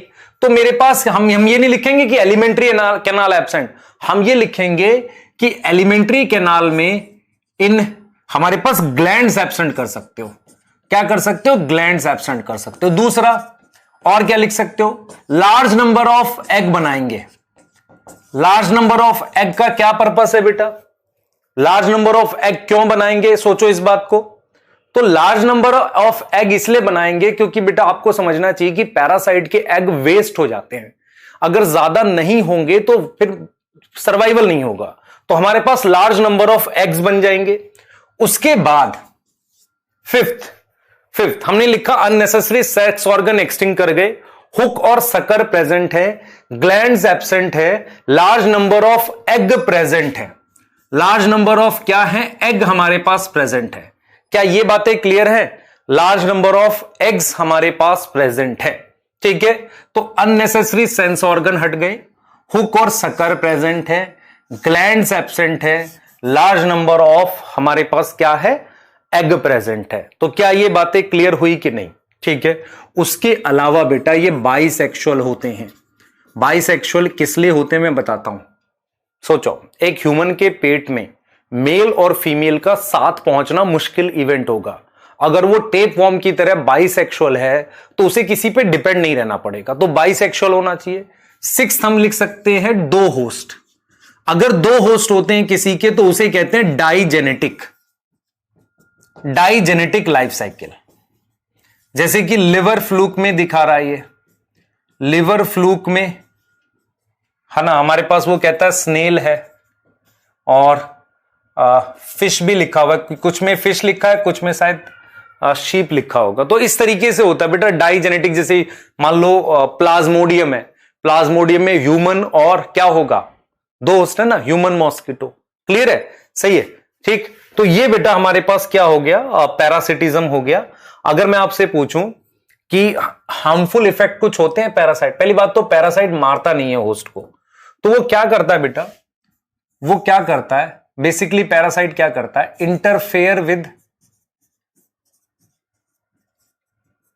सम फिजियोलॉजिकल प्रोसेस, किसी ना किसी फिजियोलॉजिकल प्रोसेस को इंटरफेयर करेगा। सही है, होस्ट को वीक बना देगा। होस्ट वीक हो जाएगा तो इजीली इंफेक्शन हो सकता है, उसको इजीली इंफेक्शन कॉट कर सकता है दूसरे वाला, किसी और का इंफेक्शन हो जाएगा। तीसरा, होस्ट की रिप्रोडक्शन एबिलिटी डिक्रीज कर सकता है ना, रिप्रोडक्शन एबिलिटी डिक्रीज करेगा। फोर्थ, और क्या कर सकता है पैरासाइट भाई, रिप्रोडक्शन एबिलिटी कर रहा है, डिजीज कॉज कर रहा है ना, डिजीज कर सकता है, डिजीज कॉज कर रहा है, लाइफ स्पान डिक्रीज कर देगा होस्ट का, है ना कहीं लाइफ स्पान डिक्रीज कर देगा ऑफ होस्ट। क्लियर है, सही है। तो ये कुछ बेटा चीजें होती हैं जो पैरासाइट करता है। पैरासाइट मारता नहीं है, वीक कर देगा, इन्फेक्शन पकड़ लेगा, उसकी लाइफ साइकिल छोटी कर देगा, हो सकता है जल्दी डेथ हो जाए उस पर्सन की, है ना, लाइफ स्पान डिक्रीज कर दिया, रिप्रोडक्शन एबिलिटी डिक्रीज कर दिया, ठीक है, कुछ किसी प्रोसेस को ब्लॉक करने लगता है ना। तो ये हार्मफुल इफेक्ट होते हैं। आपके सिलेबस से पैरासिटिज्म पे जो क्वेश्चन आएंगे वो आएंगे टाइप ऑफ पैरासिटिज्म, जैसे एक्टोपैरासाइट क्या होता है, एंडोपैरासाइट क्या होता है है ना। होलो पैरासाइट क्या होता है, ये सब जैसे मैं आपको दिखाता हूं। जैसे मान लो हम पूछते हैं एक्टो पैरासाइट, तो पैरासाइट कहां प्रेजेंट होगा, parasite present outside host, host के बाहर प्रेजेंट है। इसका एग्जाम्पल एनसीईआरटी लिखती है लाइस एंड टिक्स, है ना, lice in human, ticks in dog. इसके अलावा कोपीपोड नाम है, ये याद करना बेटा, कोपीपोड, है ना, copepod on marine fish, marine fish के ऊपर कॉपीपोड, ये हमने करना है। ठीक है। एक्टो, एंडो क्या होगा, एंडो क्या होगा बेटा, present inside host, present inside host, host के अंदर प्रेजेंट है। किसके अंदर प्रेजेंट है, होस्ट के अंदर प्रेजेंट है बेटा, सुन लो ध्यान से, प्रेजेंट इनसाइड होस्ट, है ना, एंडो पैरासाइट। एग्जांपल लीच, कहां गया, ये देखो, लिवर फ्लूक, लिवर फ्लूक के अलावा टेप वॉर्म, आपको याद है टेप वॉर्म, अस्कैरिस, याद आया कि नहीं, ये सब एंडो पैरासाइट है। अब आपसे एक चीज पूछते हैं, यहां पे देखो बेटा, होलो का मतलब होता है, होलो का मतलब होता है completely depend on host, completely depend on host, उसे होलो पैरासाइट कहते हैं। और अगर आपसे कोई कहे what is hemiparasite, hemi मतलब आधा, तो पार्शली डिपेंड होता है, ये प्लांट में आता है। मेरी बात समझना, मैं आपको क्या कर रहा हूं, मैं आपको कुछ एग्जांपल लिखवा रहा हूं, ध्यान से सुनना, आपको कैसे याद करना है। देखो, हमने लिखा रोका, ध्यान से सुनना, रोका में ये रूट पैरासाइट है दोनों, ये दोनों कौन से पैरासाइट हैं, रूट पैरासाइट हैं। ठीक है। और इस आर का मतलब है रेफलेशिया, और ये मेरे पास ओरोबैंकी है। अब सर इसमें से याद कौन सा करना, रेफलेशिया कर लेना। ये दोनों स्टेम पैरासाइट है, स्टेम पैरासाइट है। ये सी से कस्क्यूटा है, कस्क्यूटा में क्लोरोफिल एब्सेंट होता है। तो ये जो चारों मैंने लिखे, ये जो चारों मैंने लिखे, ये टोटल पैरासाइट है, होलो पैरासाइट है। होलो समझ में आता है, पूरी तरीके से होस्ट पे डिपेंड है। कस्क्यूटा तो ऐसा है, इसमें क्लोरोफिल ही नहीं होता, ये स्टेम पर लिपट जाता है, मतलब कस्क्यूटा अमरबेल को कहते हैं, वो किसी प्लांट की स्टेम पे लिपट जाती है, वहां से हॉस्टोरिया से न्यूट्रिशन की, उसमें खुद पे क्लोरोफिल नहीं होता। तो ये चारों होलो पैरासाइट है, मतलब होस्ट पर डिपेंड है पूरी तरीके से। रेफलेशिया रूट में मिलता है, कस्क्यूटा स्टेम में मिलता है। ए का बेटा नाम है अर्स्यूथोबियम, पर आपको नहीं करना, छोड़ देना ये। तो आप इसमें से क्या करोगे, कस्क्यूटा में लिख देता हूं, क्या पता ऑप्शन में हो, अर्स्यूथोबियम। सही है सर। पार्शियल पैरासाइट कौन से होंगे, इसमें याद करना है एलवीएसएस, लोरेंथस, ये स्टेम में होता है। विस्कम, ये भी स्टेम में होता है। स्ट्रिगा, आपने स्ट्रिगा सुना है कि नहीं, सेंटेलम, ये दोनों रूट में होते हैं। तो ये दोनों किस में होंगे, रूट में, और ये दोनों किस में होंगे, स्टेम में। सर ये याद कैसे करेंगे बेटा, मेरे हिसाब से तुझे ये दो याद करने हैं, रेफलेशिया रूट पैरासाइट है, कस्क्यूटा स्टेम और होलो पैरासाइट है, क्लोरोफिल एब्सेंट होता है, ये करना है तुझे बस। ठीक है। बाकी हम पहले लिखवा देते थे, लोरेंथम और विस्कम क्या है, हेमी पैरासाइट है, किस पे, स्टेम पे। स्ट्रिगा, ओरोबैंकी, देखो आपने पढ़ा था ना, स्ट्रिगा किसका है, रूट पैरासाइट है, ओरोबैंकी भी क्या है, रूट पैरासाइट है। लेकिन ये टोटल पैरासाइट है, ये पार्शियल पैरासाइट है। क्या हमने ये नहीं पढ़े हुए, पढ़े हुए सर, ओरोबैंकी स्ट्रिगा कहां पढ़ा, सेक्सुअल रिप्रोडक्शन फ्लावरिंग प्लांट पे। ठीक है, क्लियर है। तो हमने पैरासिटिक प्लांट के एग्जांपल आपको बता दिए। ठीक है। एक बहुत अच्छा एग्जांपल है ब्रूड पैरासिटिज्म का। ब्रूड पैरासिटिज्म क्या होता है, सुनो, बड़ा अच्छा एग्जांपल है। ब्रूड, आपने वो सुना है, कुक्कू बर्ड, कोयल, वो अपना अंडा नेस्ट के, क्रो के नेस्ट में ले करती है। तो हम यहां पे लिखते हैं पैरासाइट बर्ड। पैरासाइट बर्ड कौन है, पैरासाइट बर्ड कौन है? कुक्कू बर्ड, कोयल। ले एग, एक बच्चा कह रहा फॉन्ट छोटा लिखते, ये छोटा लिख दे बेटा, यहां से बड़ा लिखना। ले egg in nest of crow, है ना, क्रो के नेस्ट में एग ले कर रही है। क्लियर है? कुक्कू बर्ड। तो ये क्या हो गया? होस्ट हो गया। पैरासाइट ये हो गया। अब क्या होता है बेटा, सुनने ध्यान से। होता ये है, समझो, ये मान लो नेस्ट है, ये नेस्ट है, ये एग हैं इसके, ये क्रो के एग हैं। अब ये वाला जो एग है, ये वाला कुक्कू बर्ड का है। ये दो तरह के एग हैं, आप ध्यान से सुनना। अब ये वाले एग की ज्यादा सिमिलरिटी, ये सब क्रो के हैं बेटा, ये सारे क्रो के एग हैं और ये कुक्कू बर्ड के एग हैं। तो एनसीईआरटी कहती है विद टाइम इसके एग ने, कुक्कू बर्ड के एग ने समानता इवॉल्व कर ली है क्रो के एग से। जैसे ये डिसिमिलर है, इसको क्रो बाहर फेंक देगा, समझो इस बात को। तो with time egg of cuckoo bird evolve similarity, इसे भी को एवोल्यूशन कह सकते हैं। विद टाइम, ध्यान से सुने बेटा, हम लिख रहे हैं इस बात को, विद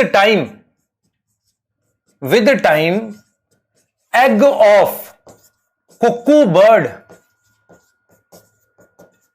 इवॉल्व सिमिलैरिटी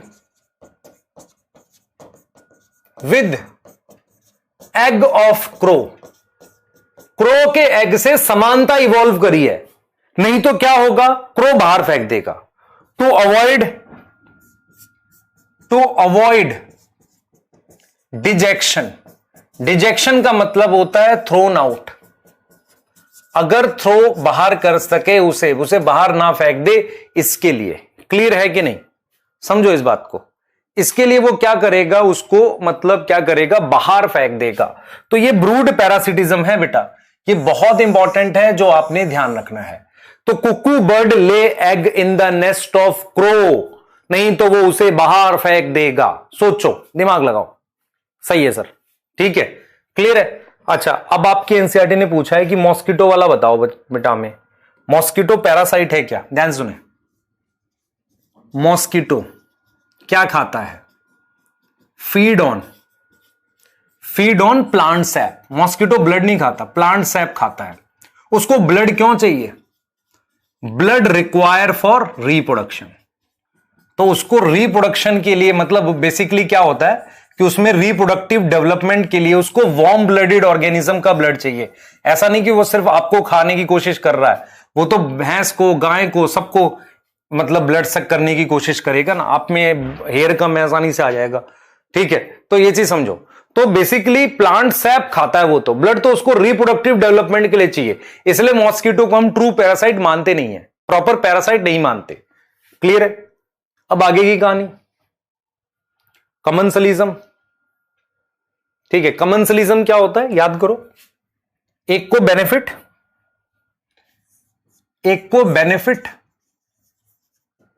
जिसको आप प्लस से दिखाओगे, दूसरे को न्यूट्रल, जीरो। बेटा मैं एक चीज यहां पे लिख देता हूं।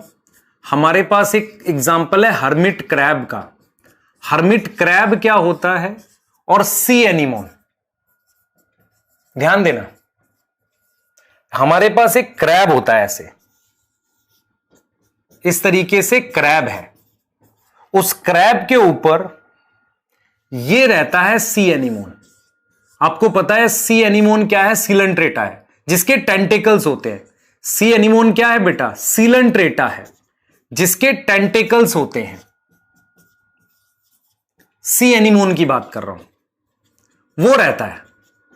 अब होता क्या है कि जब क्रैब यहां से मूव करता है तो ये नई लोकेशंस पर जाता है, नई लोकेशंस पे उसे खाना मिलता है। तो कुछ बुक्स में इसे म्यूचुअलिज्म लिखते हैं क्योंकि क्रैब को भी फायदा हो रहा है, लेकिन इन रियलिटी अगर आप देखो नीट में जो क्वेश्चन आया था उसने कमेंसलिज्म में कंसीडर किया है, जहां पे हम ये मानते हैं कि सिर्फ फायदा किसको हो रहा है? सी एनीमोन को, क्योंकि क्रैब जब आगे मूव कर रहा है तो अपने साथ इसको नई लोकेशन पर ले जा रहा है जहां पर इसे खाना मिल रहा है। जहां पर क्या हो रहा है? इसे खाना मिल रहा है। ठीक है, ये मान लो। तो सी एनीमोन कमेंसलिज्म का एग्जाम्पल है। और तुम्हारी एनसीईआरटी के जो एग्जाम्पल्स है वो देखो। सबसे पहला एग्जाम्पल ऑर्किड एंड मैंगो। आपको पता है मैंगो ट्री बड़ा ट्री होता है, इसमें फायदा किसको है? ऑर्किड को। क्या फायदा है? सनलाइट मिल रही है, शेल्टर मिल रहा है, यह फायदा है। मैंगो को जीरो, कोई फायदा नहीं।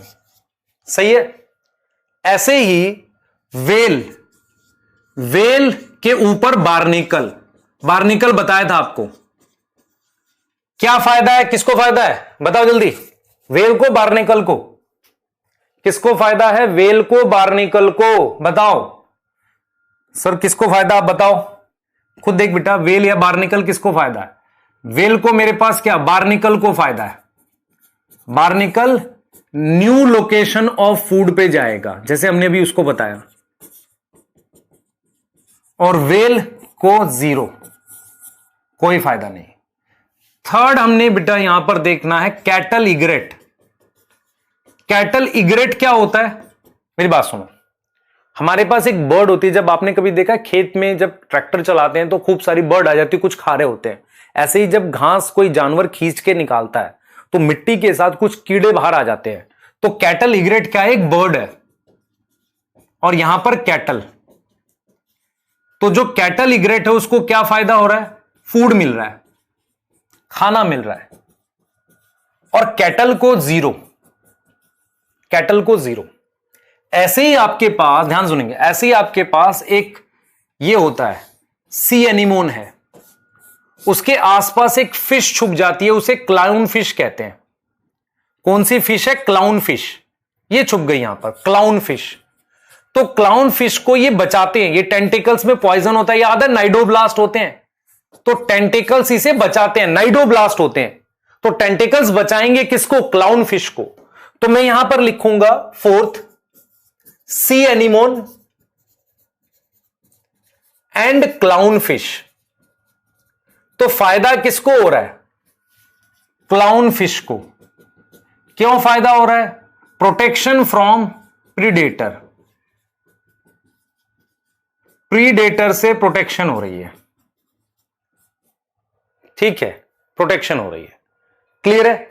और हमारे पास क्लाउन फिश के बाद जो सी एनीमोन है उसको कोई फायदा, बेटा सी एनीमोन सिलेंट्रेटा होता है, उसके टेंटिकल्स में नाइडोब्लास्ट होते हैं।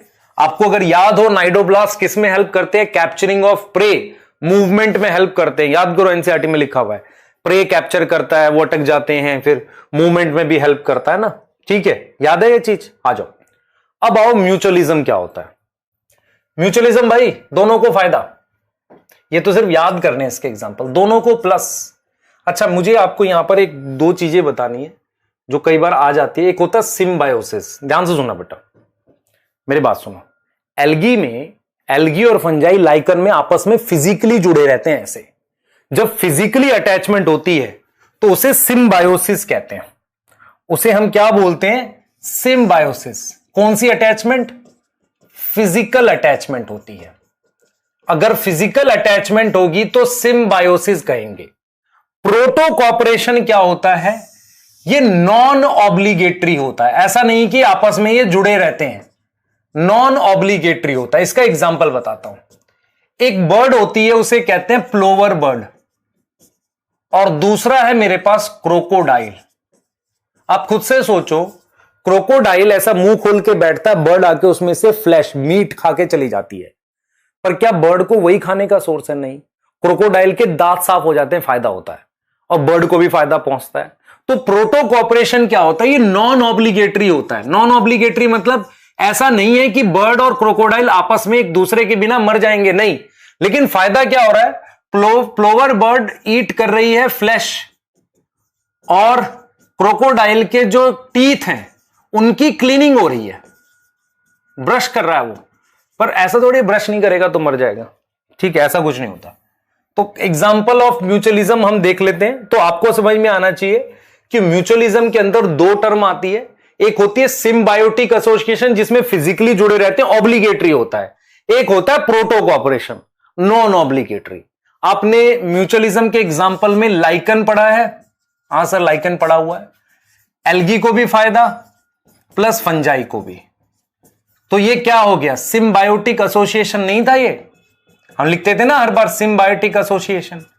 हां सर, ऐसा ही पॉलिनेटर और फ्लावर, पॉलिनेटर एंड फ्लावर, इसमें एनसीईआरटी कुछ ऐसे एग्जाम्पल बताती है जिसमें वो कहती है यार कि वो उसको मतलब धोखा देके भाग ना जाए, इसके लिए उसने कुछ एग्जाम्पल बताए हैं। देखो, याद करो, यूका प्लांट एंड मॉथ, किसको फायदा हो रहा है? दोनों को। उसके अलावा यूका प्लांट की तरह से फिग का प्लांट होता है एंड साथ में होती है वास्प। ठीक है, ये कैसा होता है बेटा? इसमें क्या होता है, एकदम ये ऐसा हो जाता है कि एक दूसरे के बिना सरवाइव नहीं कर सकते। ये भी एग्जाम्पल कोएवोल्यूशन का है, और जो भी एग्जाम्पल कोएवोल्यूशन का होता है म्यूचुअलिज्म में, वो को एक्सटिंक्शन में कन्वर्ट हो सकता है। मतलब अगर यूका प्लांट मर जाए तो मॉथ भी मर जाएगा, तो coevolution can get convert into को एक्सटिंक्शन। एक मरेगा तो दूसरा भी मरेगा। क्लियर है कि नहीं? सोचो, दिमाग लगाओ। ठीक है, इसके बाद बेटा आपकी एनसीईआरटी ने एक एग्जाम्पल दिया है बी का, ऑफ्रिस। ऑफ्रिस क्या है सुनो, हमारे पास एक जगह होती है, उसे मेडिटेरियन रीजन कहते हैं। अर्थ पे एक जगह है जिसे मेडिटेरियन रीजन कहते हैं। वहां पर एक ऑर्किड मिलते हैं, ऑर्किड फाउंड करते हैं वहां पर, जिनका नाम है ऑफ्रिस।